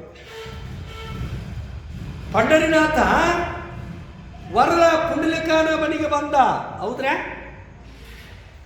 ನೀ ಹೇಳಿದಾಗ ಕೇಳ್ತೀನಿ ಅಂತಂದ, ನೀ ಹೇಳ್ತಿ ಕೇಳ್ತೀನಿ ಅಂತಂದ. ಹಾಗಾಗಿ ನಾವು ಹೊರತು ನಿಲ್ಲ ಅಲ್ಲೇ ಅಂತಂದ. ಅಂಗಳದಾಗ ನಿಂತ. ಎಂಥ ಭಕ್ತಿ ಇರಬೇಕು. ನಿಲ್ಲು ಅಂತಂದ. ಬಾಗಿಲ ಬಂದು ನಿಂತೀನಿ, ಯಾಕೆ ಬರುವಲ್ಲಿ ಅಂದ. ಅಲ್ಲೇ ನಾನು ದೇವರದನ್ನ ಸೇವೆ ಮಾಡಕತ್ತೀನಿ ಅಂತಂದ. ಅಪ್ಪಾಜಿ ಪಾದ ಒತ್ತಾಕತ್ತಿದ್ದ ವರದ ಪುಂಡಲಿಕ. ಆಗ ಅತಿಥಿಗಳು ಯಾರೋ ಬಂದ್ರೆ ಹೋಗಪ್ಪ ಅಂತ ಅಪ್ಪನ ಅಪ್ಪಣೆ ಆಯಿತು. ಹೊರಗೆ ಬಂದ. ಸ್ವಲ್ಪ ನನ್ನ ಕಾಲು ನೂಸು ಬಂದ. ಇಟ್ಟಂಗಿ ಒಗದ ತಗೋ ಇದ್ರ ಮೇಲೆ ನಿಂದ್ರು ಅಂತಂದ. ಇಟ್ಟಂಗಿ ಒಗದ ನಿಂತ. ಆಮೇಲೆ ಅಪ್ಪಾಜಿ ಹೋಗಿ ನೀಡು ಅತಿಥಿ ಸತ್ಕಾರ ಮಾಡು ಅಂತ ಬಂದಾಗ ತಮ್ಮ ಏನು ಬೇಕು ಅಂತ. ನನಗೇನಪ್ಪ ನೀನು ಭಕ್ತಿಗೆ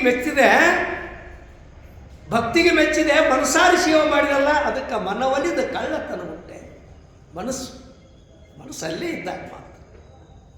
ರಾಜ ಕವಿಗಳು ಬೇಡ್ಕೊತಾರೆ, ಮನಸ್ಸನ್ನು ಕೊಟ್ಟಂಥ ಶರಣರು. ಸಹಜವಾಗಿ ಮೇಣಿದ್ರು ಹೋಗ್ತಿದ್ದ. ದಾರಿಯೊಳಗೆ ಅಕ್ಬರ್ ರಾಜ ಹೋಗ್ತಿದ್ದ. ಸಮಯ ಆಯ್ತು, ನಮಾಜು ಮಾಡೋ ಸಮಯ. ನಮಾಜು, ಪ್ರಾರ್ಥನೆ, ಧ್ಯಾನ, ಇವೇ ನಮಗೆ ಸೋಪಾನ, ಇವೇ ಸಂಪತ್ತು. ಧ್ಯಾನ ಬಲಿಯಲು ಬೇಕು, ಅಜ್ಞಾನ ಹೋಗಬೇಕು ಅಂತಾರಲ್ಲ. ಜ್ಞಾನ ಬಂತಂದ್ರೆ ಹೋಗ್ತದೆ. ಬೆಳಕು ಬಂದು ಕತ್ಲು ಹೋಗ್ತದ. ಬೆಳಕು ಬಂತು ಅಂದ್ರೆ ಜ್ಞಾನ ಹೋಗ್ತದ. ಆಮೇಲೆ ಅಜ್ಞಾನ ಹೇಗಿರ್ತದೆ ಅಂದ್ರೆ ಈ ದಾರು ಕುಡ್ದವ್ರು ಇರ್ತಾರಲ್ಲ, ದಾರು ಕುಡ್ದವ್ರು ಬಂದ್ರೆ ಅವ್ರಿಗೆ ಜ್ಞಾನವಂತರು ವಿದ್ಯಾವಂತರು ಯಾರು ಗೊತ್ತಾಗುವುದಿಲ್ಲ. ಯಾಕೆ? ಅದು ಹೋಗುತ್ತಾನ. ಅದು ಮದ ಏನಿರ್ತದೆ ಅದು ಹೋಗುತ್ತಾನ. ಪೂಜ್ಯರು ಗೊತ್ತಾಗುವುದಿಲ್ಲ. ತಂದೆ ತಾನು ಆ ಹೋದ್ಮೇಲೆ ಎಲ್ಲ ಕಳ್ಕೊಂಡ ಮೇಲೆ ಹೊಳ್ಳಿ ಏನು ಪ್ರಜ್ಞೆ ಬರ್ತಾನಲ್ಲ, ಅವಾಗ ಎಷ್ಟು ತಪ್ಪು ಮಾಡಿದೆ ಅಂತ ಬರ್ತಾನ. ಅದು ತಿಳುವಳಿಕೆ ಇದ್ರೆ. ಮತ್ತಿಲ್ಲದವ್ರಿಗೆ ಏನೈತಿ, ಗಂಡನ ಮನೆ ಯಾವುದೋ ತವ್ರ ಮನೆ ಯಾವ್ದು ಅಂತಾರಲ್ಲ. ಹೌದ್ರಾ? ಏನು ಹುಚ್ಚಲ್ಲ, ಏನು ಶಾಣೆ ಅಲ್ಲ. ಇಲ್ಲಿ ರಾಜ ಸಮಯ ಆಯಿತು ಪ್ರಾರ್ಥನೆ ಮಾಡ್ತಿದ್ದ. ಬೀರ್ಬಲಿಗೆ ಹೇಳಿದ, ಸಮಯ ಆಯಿತು ಪ್ರಾರ್ಥನೆ ಮಾಡ್ತೀನಿ, ನಮಾಜ್ ಮಾಡು. ಒಬ್ಬ ರೈತನ ಮಡಿದ ಹೆಣ್ಣುಮಗಳು ಗಂಡ ಊಟ ತಗೊಂಡು ಹೊಲಕ್ಕೆ ಹೋಗ್ತಾರಲ್ಲ, ಹಾಗೆ ಹೋಗೋ ಬಂದು ರಾಜನ ಕಾಲು ಕೈ ಇಟ್ಟು ನಮಾಜ್ ಮಾಡ್ತಿದ್ದ. ಆಡ ಹೋಗ್ತಿದ್ಲು.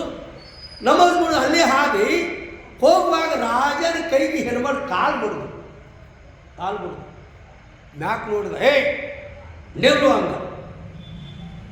ನೋಡಿ ಹೆಣ್ಮಗಳು ಹೊಳ್ಳಿ ನೋಡಿದ. ನಿಲ್ಲು, ನಾನು ರಾಜ ನಮಾಜ್ ಮಾಡಕತ್ತೀನಿ, ನನ್ನ ನಮಾಜ್ ಕೆಡಿಸಿದಲ್ಲ ಅಂತ ಮಾತಾಡಿ ಹೋದು. ಬೀರ್ಬಲ್ಲ ಆಗಿ ಶಿಕ್ಷಾ ಕೊಡ್ಬೇಕು. ಹೊಳ್ಳಿ ಬರ್ತಾಳೆ, ತಡಿ ಪ್ರಭು ಅಂತಂದ ಬೀರ್ಬಲ್ಲ. ಇಲ್ಲೇ ಬರ್ತಾಳೆ, ಹೊಳ್ಳಿ ಇದೇ ಮಾರ್ಗ ಬರ್ತಾಳ, ಶಿಕ್ಷಾ ಕೊಡಿದ್ದು ನಿಲ್ಲು ಅಂದ. ಯಜಮಾನ ಬುದ್ಧಿ ಕೊಟ್ಟು ಅವನಪ್ಪ ಮನೆಗೆ ಬಂದು ಅವಾಗ ನಿಲ್ಲುವ. ಯಾರು ಎಷ್ಟು ಸೊಕ್ಕು ನಿನಗ ಅಂದ. ನನಗ್ಯಾಕೆ ಸೊಕ್ಕು ಅಲ್ಲ. ಯಾರು ನೀನು ಅಂದ. ನಾನೊಬ್ಬ ಸಾಮಾನ್ಯ ರೈತನ ಮಡ್ದಿ ಹೆಣ್ಮಗಳು. ಹೌದು, ಯಾರು ನಾನು ಯಾರಂತ ಗೊತ್ತೈತೆ ನಿನಗಂತ. ರಾಜ ನನಗೇನು ಗೊತ್ತು ಅಂದ್ಲ. ನಾನು ರಾಜ, ನಾನೇನು ಮಾಡಲಿ ಅಂದು. ಏನೇಳಿ ನೀನು ಹೋಗುವಾಗ ನಾನು ನಮಾಜ್ ಮಾಡೋ ಹೊತ್ತರೊಳಗೆ ನನ್ನ ಕೈಗೆ ಕಾಲು ಬಡಿಸಿ ಹೋದಲ್ಲ, ಎಷ್ಟು ಸೊಕ್ಕು ನಿನಗಂದ. ನೀ ನಮಾಜ್ ಮಾಡಿದ ಗೊತ್ತಿಲ್ಲ ನನಗಂದು. ನೀ ನಮಾಜ್ ಮಾಡಿದ ಗೊತ್ತಿಲ್ಲ ಅಂತಂದು. ಯಾಕೆ ಗೊತ್ತಿಲ್ಲ? ಇಲ್ಲೇನ ಅಡ್ಡ ಕುಂತು ಬಯಗಿ ಕುಂತು ನಿಂತು ಮಾಡಕತ್ತೀನಿ ಅಂತ. ನಮಾಜ್ ಅಂದ್ರೆ ಏನು? ಒಂದು ಹೆಣ್ಮಗಳು, ಒಬ್ಬ ಹಳ್ಳಿ ಹೆಣ್ಮಗಳು. ನಮಾಜ್ ಅಂದ್ರೆ ಏನು? ನಾ ಮಾಡ್ತೀನಿ ಮಾಡದೆ ನೆನ್ನೆದಿರ ಲಿಂಗಕ್ಕೆ, ನೀಡಿದೆ ನೆನ್ನದಿರ ಜಂಗಮಕ್ಕೆ, ಮಾಡಿತ್ತು ನೀಡಿತ್ತು ಮನದಲ್ಲಿ ಹೊಳಿದರೆ, ಏಡಿಸಿ ಕಾಡಿತ್ತು ಶಿವನ ಡಂಗುರ. ನೀನ್ಯಾವ ನೀಡಕ? ಮಾಡಿದೆ ನೆನ್ನದಿರ ಲಿಂಗಕ್ಕೆ, ನೀನು ಮಾಡಿದ್ದ ನೋಡಿಲ್ಲ ನಾನು ಒಂದು. ಇಷ್ಟು ಮಗಡೆ ಗೊತ್ತಿಲ್ಲೇನು? ಮತ್ತೆ ಏನು ಕಟ್ಟು? ನನ್ನ ರಾಜ ಹೋದಾನ ಅಲ್ಲಿ ಹೊಲ ಕೆಲಸ ಮಾಡ್ತಿದ್ದ. ಅವು ಹಸ್ತಾನಂತರ ಹೋಗ್ಕೊಂಡು ಇಡೀ ನನ್ನ ಭಾವವನ್ನು, ಮನಸ್ಸನ್ನು, ದೃಷ್ಟಿಯನ್ನ ಎಲ್ಲವನ್ನು ಅವನ ಮೇಲೆ ಇಟ್ಟೀನಿ.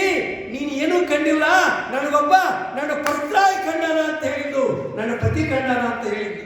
ಅವಾಗ ನಾ ಮಾಡ್ತೀನಿ, ನಾನು ಹೇಳ್ತೀನಿ ಅನ್ನುವಂಥದ್ದು ಮಾದಾಗ ಅದು ಅವನ ಮುಟ್ತದ, ಅದು ಅವಾಗ ಮುಟ್ಟುತ್ತ ಅನ್ನುವಂಥ ಬೇಕು. ಅದಕ್ಕೆ ಆ ರೀತಿ ಪ್ರಾರ್ಥನೆಯನ್ನು ಮಾಡಬೇಕಾದ್ರೆ ಅವ್ರಿಗೆ ಮುಟ್ಟಬೇಕಂತ. ನಾ ದೂರ ಮುಟ್ಟು ಅದಕ್ಕಂತಾರಲ್ಲ ಅವರು ಏನಂತ, ನಂಬಿ ಕರೆದರೆ ಓಯನ್ನೇ ಶಿವನು, ನಂಬಿ ಕರೆದರೆ ನಂಬಿದ. ಗಣೇ ಕೃಷ್ಣ ನಂಬಿದ್ರು ಓಡಿ ಬಂದ. ಸೊರಲಾಪುರ ಸಿದ್ದರಾಮೇಶ್ವರ ಕಬರಿಕೊಳ್ಳ ಹಾರು ಹೊತ್ತಿನೊಳಗ ಬಾ ಬಿಡು, ಎತ್ಕೊಂಡ್ಬಿಡು, ನಿನ್ನ ಪ್ರಾಣ ಬಿಡ್ತೀನಂತ ಜಿಗದ ಎತ್ಕೊಂಡ. ನಂಬಿ ಕರೆದರೆ ಓಯನ್ನೇ ಶಿವನು, ನಂಬದೆ ನೆಚ್ಚದೆ ಬರೆದ ಕರೆವರೆ ಒಮ್ಮೆ ಬಿಟ್ಟು ಕೂಗೆಂದ ಕೂಡಲ ಸಂಗಮ ದೇವ ಅನ್ನುವಂಥ ಬರ್ತದ. ಇಲ್ಲಿ ಮಾತ್ಯಾನ ಇರ್ತಕ್ಕಂಥ ಚನ್ನಬಸವಣ್ಣನನ್ನ ಪ್ರಾರ್ಥನೆ ಮಾಡ್ತಾರೆ. ಚನ್ನಬಸವಣ್ಣನ ಪವಿತ್ರವಾದಂಥ ಆವಿಗಳು ನನ್ನ ಮಸ್ತಕದಲ್ಲಿ, ಆಮೇಲೆ ಬಸವಾದಿ ಪ್ರಭುತರನ್ನ, ಶರಣರನ್ನ, ಕವಿಗಳನ್ನು ಮಾಡಿ ಇಲ್ಲೇ ಹರಿಹರ ರಾಘವಾಂಕರ ಬದುಕನ್ನು ನಿರ್ಮಿಸ್ತಾನ ಕವಿ. ಹರಿಹರ ದೊಡ್ಡ ಕವಿಯಲ್ಲ, ರಾಘವಾಂಕ ಅದ್ಭುತವಾದಂಥ ಕಾವ್ಯ ಬರೆದಂಥ ಪುಣ್ಯಾತ್ಮರು. ಹಂಪಿಯೊಳಗೆ ವಿಜಯನಗರ ಅರಸನ ಸಾನ್ನಿಧ್ಯದಲ್ಲಿರುವಂಥ ಹರಿಹರ. ಆಮೇಲೆ ಇಲ್ಲಿ ಅವ್ರು ಪ್ರಶ್ನೆ ಮಾಡ್ತಾರ, ರಾಘವಾಂಕನ ಚರಿತ್ರೆ ನಂದು ಆಗಬಾರ್ದು ಅಂತಾನೆ ಕವಿ. ಹರಿಹರಾಧ್ಯ ರಾಘವಾಂಕರ ಸರ್ಪಭೂಷಣರ ವಿರೂಪಾಚಾರ್ಯ ಪಂಡಿತ ಹರೀಶ್ವರ ನೆನೆದು ಮುಂದೆ ಹರಿಹರರನ್ನು ಪ್ರಾರ್ಥನೆ ಮಾಡಿ ರಾಘವಾಂಕನಂಗೆ ಆಗಬಾರ್ದು ಅಂತ ನಾವು ಅಂದ್ರೇನು. ಒಮ್ಮೆ ಹಂಪಿಯೊಳಗಿದ್ದಾಗ ಹರಿಹರನಿಗೆ ಎಳೆಯ ರಾಘವಾಂಕ ಕವಿಗಳು ಅಂತ ಹೇಳ್ತಾರೆ. ಹರಿಹರ ಆಶ್ರಮ ಒಂದು ಗುಡಿಸಲನ್ನು ಮಾಡಿಕೊಂಡಿತ್ತು. ದೊಡ್ಡ ಅರಮನೆಗಿದ್ದಿಲ್ಲ ಕವಿಗಳು, ಅರಮನೆ ಇರಲಿಲ್ಲ, ಗುಡಿಸಲೊಳಗಿದ್ರು ಹಂಪಿಯೊಳಗೆ ಇದ್ದಾಗ. ರಾಘವಾಂಕ ಒಂದು ಕಡೆ ಇದ್ದಾಗ ರಾಘವಾಗಿ ಒಂದು ಕಾವ್ಯವನ್ನು ಬರೆದಂತೆ. ಎಂಥ ಕಾವ್ಯ? ಹರಿಶ್ಚಂದ್ರ ಕಾವ್ಯವನ್ನು ಬರೆದ. ಹರಿಶ್ಚಂದ್ರ ಕಾವ್ಯವನ್ನು ಬರೆದು ವಿಜಯನಗರ ಅರಸನಿಗೆ ಹೋಗಿ ಕೊಟ್ಟರು. ಪ್ರಭು, ಹರಿಶ್ಚಂದ್ರ ಅಂದರೆ ಸತ್ಯ ಅಲ್ಲ, ರಾಜ ಅಲ್ಲ, ನಿಷ್ಠಾವಂತ ಅಲ್ಲ, ಏಕತೃತಸ್ಥನಲ್ಲ. ಇವತ್ತು ಕೂಡ ಹರಿಶ್ಚಂದ್ರ ಗಾಳಿ ಅಂತ ಉಳಿದದ ನಮ್ಮ ನಾಡಿನೊಳಗೆ ಐತಿಲ್ರಿ. ಹರಿಶ್ಚಂದ್ರ ಗಾಳಿ ಅಂತ ಬರ್ತದೆ. ಆ ಗಾಳಿ ಬಂದ್ರೆ ಮಳೆ ಬರ್ತದೆ, ಆ ಗಾಳಿ ಬಿಟ್ಟರೆ ಬಿಳಿಜಾಳು ಬೆಳೀತದೆ, ಆ ಗಾಳಿ ಬಿಟ್ಟರೆ ಬಂದಂಥ ರೋಗ ಕೂಡ ಹೋಗ್ತದೆ. ಅಷ್ಟು ಪವಿತ್ರವಾಗಿರ್ತಕ್ಕಂಥ ಗಾಳಿ ಹರಿಶ್ಚಂದ್ರ ಗಾಳಿ ಅಂತ ನಾವು ಕರಿತೀವಿ. ಅಂಥ ಸತ್ಯವಂತ, ನಿಷ್ಠಾವಂತ, ಏಕಪತ್ನಿ ವ್ರತಸ್ಥರಂಥ ಹರಿಶ್ಚಂದ್ರ ಕಾವ್ಯವನ್ನು ಬರೆದಿನ ತಿಳ್ಕೊಂಡು ವಿಜಯನಗರ ಅರಸನಿಗೆ ಕೊಟ್ಟ. ಆನಂದವಾಗಿ 101 ವಿರಕ್ತರನ್ನು ಕರೆಸಿ ಆನೆ ಮೇಲೆ ಅಂಬಾರಿಯನ್ನು ಇಟ್ಟು ಮೆರವಣಿಗೆ ಮಾಡಬೇಕಂತ ಆಜ್ಞೆ ಮಾಡಿದ ರಾಜ. ಕಾವ್ಯ ಇಟ್ಟು ಆ ಕಾವ್ಯವನ್ನು ಮೇಲಿಟ್ಟು ಕಾವ್ಯವನ್ನು ಇಟ್ಟು ಮೆರವಣಿಗೆ ಬಂದಾಗ ಹರಿಹರನ ಆಶ್ರಮಕ್ಕೆ ಬಂತು ಮೆರವಣಿಗೆ. ಓಡಿ ಬಂದ ರಾಘವಂಕ ಕೂತಿತ್ತು ಹರಿಹರ್ತೀವಿ. ಮಾಮ ಬಾ ಬಾ ಮೆರವಣಿಗೆ ಬರ್ತದೆ ನೋಡು ಬಾ, ಮೆರವಣಿಗೆ ಬರ್ತದೆ ನೋಡು ಬಾ ಅಂತಂದು. ಯಾವ ಮೆರವಣಿಗೆ ಎಂದ? ಕಾವ್ಯ ಬರ್ದೀನಿ, ಕಾವ್ಯನ ಆನೆ ಮೇಲೆ ಅಂಬಾರಿ ಮೇಲೆ ರಾಜ. ಏನು ಲಕ್ಷಾಂತರ ಜನಸಮೂಹ ಕೂಡ್ಯದ, ವಿರೂಪಾಕ್ಷೇಶ್ವರನ ಮಂದಿರಕ್ಕೆ ಹೋಗ್ತದ ಮೆರವಣಿಗೆ, ನೋಡು ಬಾ ಅಂತಂದ. ಹರಿಹರ ಕೂತಿದ್ದ. ಕಾವ್ಯ ಯಾರ್ದು ಅಂತಂದ. ಸತ್ಯವಂತ ಹರಿಶ್ಚಂದ್ರನ ಕಾವ್ಯ ಅಂದಾಗ ಹರಿಹರ ತಡ್ಕೊಳ್ಳೋದು ಆಗಲಿಲ್ಲ. ಆವ್ಯನ ತೆಗೆದುಕೊಂಡು ರಾಘವೇಂದ್ರನಿಗೆ ಒಗದ. ರಾಘವಂಕನಿಗೆ ಒಗೆದಾಗ ಆವ್ಯ ಬಂದು ಬಾಯಿಗೆ ಬಡ್ದಾಗ ರಾಘವಂಕ 3 ಹಲ್ಲು ಉದುರಿದು ಅಂತ ಬರ್ತದೆ. 3 ಹಲ್ಲು ಉದುರಿದು. ನಾನೇನು ಅಪರಾಧ ಮಾಡೀನಿ ಎಂದ ರಾಘವಂಕ. ನಾನೇನು ಅಪರಾಧ, ಇನ್ನೇನು ಮಾಡ್ಬೇಕಂತೀವೋ? ಇಲ್ಲಿವರೆಗೆ ಪಂಪಾ ವಿರೂಪಾಕ್ಷೇಶ್ವರ ರಗಳಿಯನ್ನ ಕೇಳಿ ಕೇಳಿ ಕಿವಿ ಪಾವನವಾಗಿತ್ತು. ವಿರೂಪಾಕ್ಷೇಶ್ವರ ಕಾವ್ಯ ನೋಡಿ ನೋಡಿ ಕಣ್ಣು ಪಾವನವಾಗಿತ್ತು. ಸತ್ತು ಹೋದಂಥ ಒಬ್ಬ ರಾಜನ ಚರಿತ್ರೆಯನ್ನು ಬರೆದು ನನ್ನ ಮುಂದೆ ತಂದಿಟ್ಟು ಈ ಕಿವಿಯನ್ನ ಮೈಲಿಗೆ ಮಾಡಿದೆಯಲ್ಲ ಅಂದ ಹರಿಹರ ಕವಿ. ಮೈಲಿಗೆ ಮಾಡಿದೆ ಅಂದ.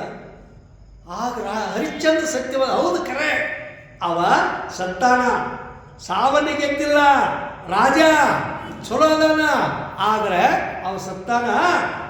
ಯಾರು ಸತ್ತಿಲ್ಲ ಅವ್ರ ಕಾವ್ಯನ್ನ ಬರೀ, ಸತ್ತವರ ಕಥೆಯನ್ನ ಬರಿಬೇಡ, ಸತ್ತವರ ಚರಿತ್ರೆ ಬರೆದಿಯಲ್ಲ ತಿಳ್ಕೊಂಡಂದಾಗ ಅನ್ನೋದು ಕ್ಷಮ ಮಾಡು ಮಾಮ.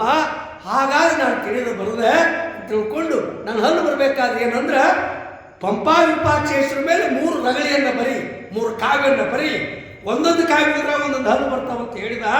ಆಗ ಹಂಪಿಯೊಳಗೆ ತುಂಗಭದ್ರೆಯಲ್ಲಿ ಸ್ನಾನ ಮಾಡಿ ವಿರೂಪಾಕ್ಷೇಶ್ವರ ಮಂದಿರದೊಳಗೆ ಕೂತು ಏನು ಮಾಡಿದಂದ್ರೆ ಕಾವ್ಯ ಬರೆಯಕ್ಕಂತ ಒಂದೊಂದು ಕಾವ್ಯವನ್ನು ಬರೆದಾಗ ಒಂದೊಂದು ಹಲ್ಲು ಬಂದು 3 ಕಾವ್ಯ ಬರೆದು 3 ಹಲ್ಲು ಪಡ್ಕೊಂಡ ಅನ್ನುವಂಥ ಚರಿತ್ರೆ ಬರ್ತದ. ಹಾಗೆ ರಾಘವಾಂಕನಾಗ ಈ ಚರಿತ್ರೆ ಸತ್ತವರ ಚರಿತ್ರೆ ಅಲ್ಲ. ಸಷ್ಟಲ ಉದ್ಧರಿಸಿ ಯೋಗಿಯಾಗಿ, ತ್ಯಾಗಿಯಾಗಿ, ನಿರಾಭಾರಿಯಾಗಿ, ವಿರಕ್ತನಾಗಿ, ಸರ್ವಪೂಜ್ಯನಾಗಿರ್ತಕ್ಕಂಥ ಮಹಾಪುಣ್ಯಾತ್ಮನಾದಂಥ ವಿಜಯ ಮಹಂತೇಶ್ವರ ಸ್ವರೂಪ ಆದಂತಪ್ಪ ಬಾಲಿನ ಮಾಂತು ಶಿವಯೋಗಿಯ ಅದ್ಭುತವಾದ ಚರಿತ್ರೆ ಬರಿತಾ ಇದ್ದಾನೆ. ಇದನ್ನು ಕೇಳಿದರೆ, ಮಾತಾಡಿದರೆ ಸರ್ವ ಪಾವನನ್ನು ಅಂತ ಮಾಡಿ ನಾನು ಇದನ್ನು ಬರೆಯುವಂಥ ಸ್ಥಿತಿ ಏನು ಅಂತಂದ್ರೆ, ಒಮ್ಮೆ ಸಹಜವಾದಾಗ ಮುರುಘಾ ಮಠದ ಅಧ್ಯಕ್ಷರಾಗಿರ್ತಕ್ಕಂಥ ಧಾರವಾಡ ಮುರುಘಾ ಮಠದ ಪೂಜ್ಯರಾದಂಥ ಮುತ್ತುಜಪ್ಪಗಳೇ ಅವ್ರ ಮೊದಲ ಮುಳುಗುಂದದ ಬಾಲಿನ ಮಹಂತೇಶ್ವರಕ್ಕೆ ಸ್ವಾಮಿಯಾಗಿದ್ದರು. ಅವ್ರು ನನಗೆ ಅಪ್ಪಣೆ ಮಾಡಿದರು, ಈ ಶರೀರ ಒಮ್ಮೆ ಬಂದೈತಪ್ಪ, ಹಗಲೆಲ್ಲ ಬರೋದಿಲ್ಲ, ಈ ಶರೀರ ಪಾವನ ಹೋಗ್ಬೇಕಾಗಿತ್ತಂದ್ರೆ ಎದರಿಂದ ಅಂತಂದ್ರೆ ಒಳ್ಳೆ ಸ್ತೋತ್ರದಿಂದ, ಒಳ್ಳೆ ಧ್ಯಾನದಿಂದ, ಆ ಕೈಗಳು ಪಾವನ ಹೋಗ್ಬೇಕಂದ್ರೆ ಒಳ್ಳೆ ಮುಟ್ಟೋದ್ರಿಂದ ಈ ಶರೀರ ಪಾವನ ಆಗಬೇಕಾಗಿತ್ತಂದ್ರೆ ಎಲ್ಲರಿನಿಂದ ಪಾವನವಾಗಲಿ ಈ ಪುಣ್ಯಾತ್ಮನ ಚರಿತ್ರೆ ಬರೆಯಲು ನನಗೆ ಅಪ್ಪಣೆ ಮಾಡಿದಾಗ ಅನೇಕ ಶರಣರನ್ನು, ಮಹಾತ್ಮರನ್ನು ನಡೆದು ಕೊಂಡಾಡಿ ಈ ಬದುಕನ್ನು ಪ್ರಾರಂಭ ಮಾಡಿದೆ. ಅಂತ ಮಾಸಿಗಳು ಈ ಬದುಕನ್ನು ಬರೆಯೋದು ಅಂತಂದ್ರೆ ಅಷ್ಟು ಸರಳ ತಿಳ್ಕೊಂಡು ಹೇಳಿ ಛಂದಸ್ಸನ್ನು ತಂದು ಅದ್ಭುತವಾಗಿರ್ತಕ್ಕಂಥ ಕಾವ್ಯವನ್ನು ಬರೆದ. ಚನ್ನ ಕವಿ ಅಂತಂದ್ರೆ ಚನ್ನ, ನುಡಿ ಚನ್ನ, ನಡೆ ಚನ್ನ, ಅವನ ಮಾತು ಚನ್ನ ಅನ್ನುವಂಥ ಕವಿಗಳು ಇದನ್ನು ಪ್ರಾರಂಭ ಮಾಡಿ ಏನು ಮಾಡಿದರು ಅಂತಂದ್ರೆ ಶರಣರನ್ನ, ಯೋಗಿಗಳನ್ನ, ಸಮರ್ಥರನ್ನ, ಮಹಾಪುಣ್ಯಾತ್ಮರನ್ನ ಬೇಡಿಕೊಂಡು ಆ ಶಿವಯೋಗಿ ಪುಂಗವರನ್ನ ಮಾಡಿಕೊಳ್ತಾ ಬರ್ತಾ ಇದ್ದಾರೆ. ಅಂತ ಪುಣ್ಯಾತ್ಮ ಬರೀಬೇಕಾಗಿತ್ತು ಅಂತಂದ್ರೆ ಅದು ಒಂದು ಪುಣ್ಯನ. ಒಳ್ಳೆ ಚರಿತ್ರೆ ಕೇಳೋದು ಪುಣ್ಯನ, ಒಳ್ಳೆಯದಕ್ಕೆ ಹೋಗೋದು ಪುಣ್ಯನ.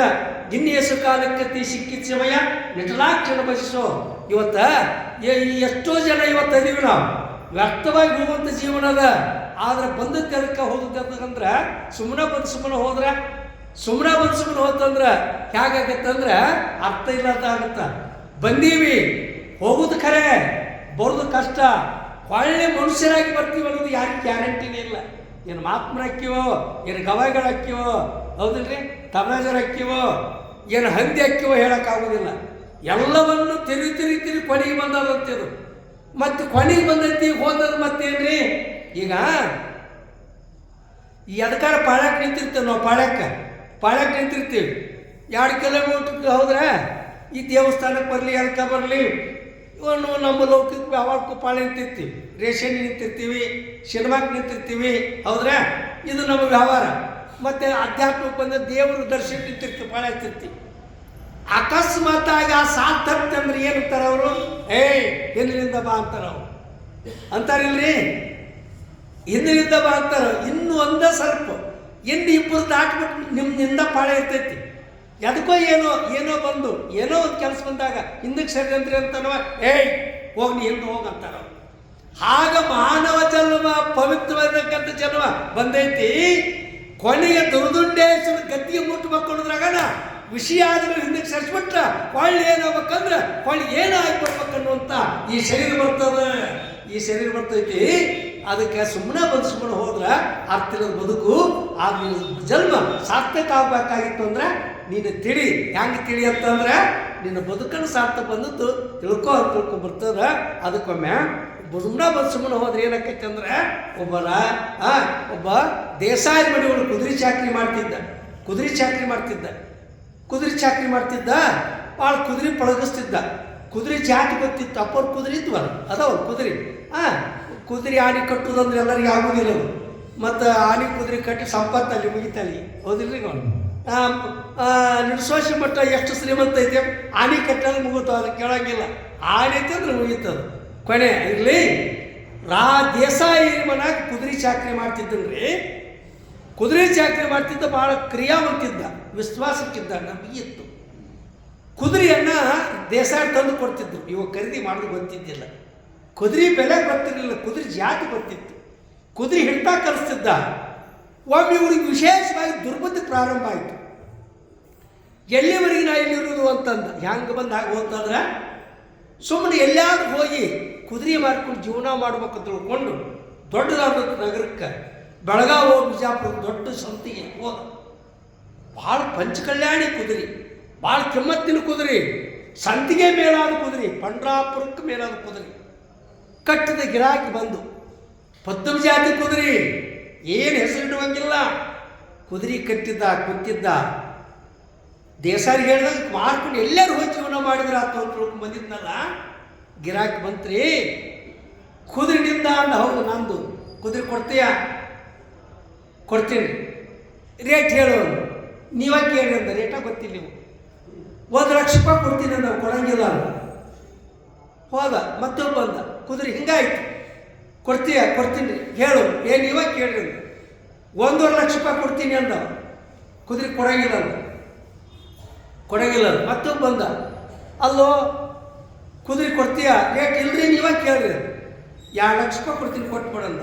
ಕೊಡಂಗಿಲ್ಲ, ಹೋಗಲ್ಲ. ಇದು 3ನೇ ನಾವು ಕೂತು ನೋಡಿದ್ರಪ್ಪ. 60-70 ಸಾವಿರ ರೂಪಾಯಿ ಬಾಳುವಂಥ ಕುದುರೆ 2 ಲಕ್ಷ ರೂಪಾಯಿ ಕೇಳಿದ್ರು ಕೊಡಬಲ್ಲ ಅಂದಾಗ, ಕುದುರೆ ಒಂದಲ್ಲ ಅಂತ ಗುರ್ತ ಹಿಡ್ದವ.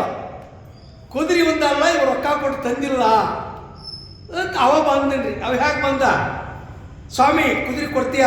ಬರ್ತೀನಿ ರೀ, ನನ್ನೊಂದು ಕರಾರ ಅಂದ. ಏನು? ಕುದುರೆ ಹತ್ತಿ 1 ಕಿಲೋಮೀಟ್ರ್ ಹೋಗಿ ಬರ್ತೀನಿ. ಕುದುರೆ ಚೆನ್ನಾಗಿ ನಡಿಗಿತ್ತು ಅಂದರೆ, ಕುದುರೆ ಚಲೋ ಇತ್ತು ಅಂತ ನನ್ನ ಮನುಷ್ಯ ಬಂದು ಹೊಳ್ಳಿ ಬಂದು ನಾ ರೇಟ್ ಮುಗಿಸ್ತೀನಿ. ಅದು ಗ್ಯಾರಂಟಿ ಇತ್ತು. ಇವಾಗ ಕುದುರೆ ಚಲೋ ಇತ್ತು ಅನ್ನೋದು ಗ್ಯಾರಂಟಿ ಇತ್ತು, ರೇಟ್ ಗೊತ್ತಿದ್ದಿಲ್ಲ. ಕೊಟ್ಟ ನಗಾಮ ಹತ್ರಿ ಅಂತ ಹೋದ. ಹೊಗೆ ಬಿಟ್ಟ. ಅವ್ಯಾಕೆ ಬರ್ತಾನೆ? ಹೋದ. ತಾಸಾಯ್ತು, 2 ತಾಸಾಯ್ತು. ಸಂತಿ ಮಂದಿ ಊರಿಗೆ ಹೋಯ್ತು. ಅಲ್ಲೇ ಕೂತಿದ್ದ. ಮೊದಲು ಕೇಳಿದ್ದೆ 1 ಲಕ್ಷ ರೂಪಾಯಿ ಬಂದವ. ಕುದುರೆ ಜಾಗದಾಗ ಇದ್ದಿಲ್ಲ. ಕುದುರೆ ಕೊಟ್ಟೆ ಅಂದ. ಕೊಟ್ಟಿನ್ರಿ ಅಂದ. ಹೆಂಗೆ ಕೊಟ್ಟಿ ಅಂದ. ಹೇಗೆ ಬಂದು ತಗ ಹೋತು ಅಂತಂದ. ಹೇಗೆ ಬಂದು ತಗ ಹೋಯ್ತು ಅಂದ. ಕಾರಣ ಯಾಕಂದ್ರಿ, ಮನುಷ್ಯ ಅನ್ನುವಂಥ ಕುದುರೆ ಸುಮ್ಮನೆ ಬಂದು ಸಮುದ್ರ ಹತ್ತಿಲ್ಲ. ಬಂದ್ಯಾಕಪ್ಪ ಹೋದ್ಯಾಕಪ್ಪ ಬೇಡ.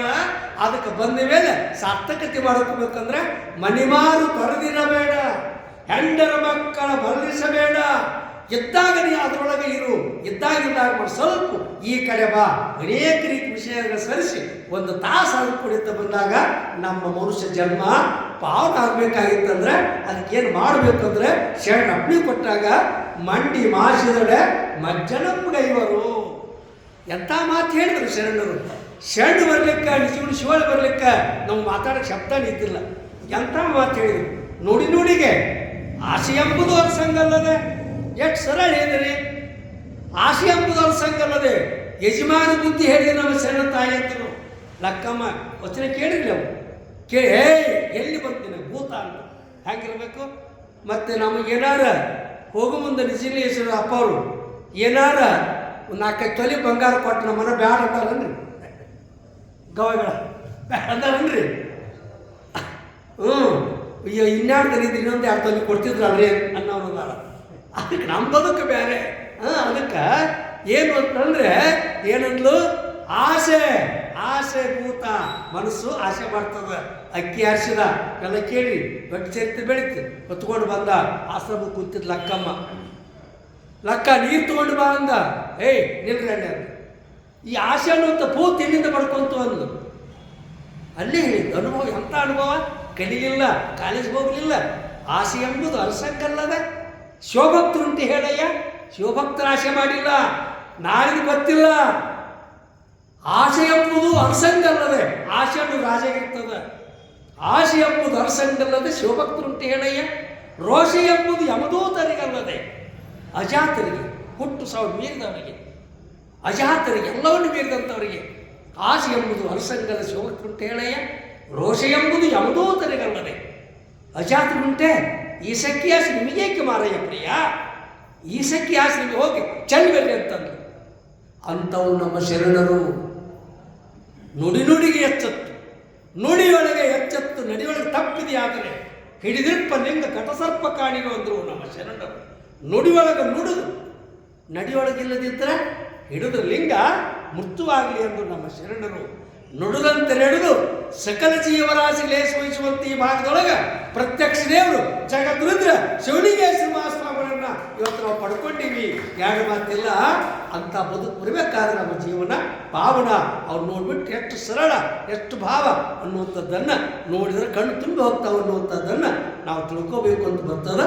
ಹಾಗೆ ಮನುಷ್ಯ ಜನ್ಮ ಸಾರ್ಥಕತೆ ಆಗಬೇಕಾಗಿತ್ತು ಅಂದರೆ, ನಮ್ಮ ಮನುಷ್ಯ ಜನ್ಮ ಪಾವನವಾಗಬೇಕಾಗಿತ್ತಂದ್ರೆ ಶರಣರ, ಸಂತರ, ಮಾಂತರ ಗೋಷ್ಠಿ ಒಳಗೆ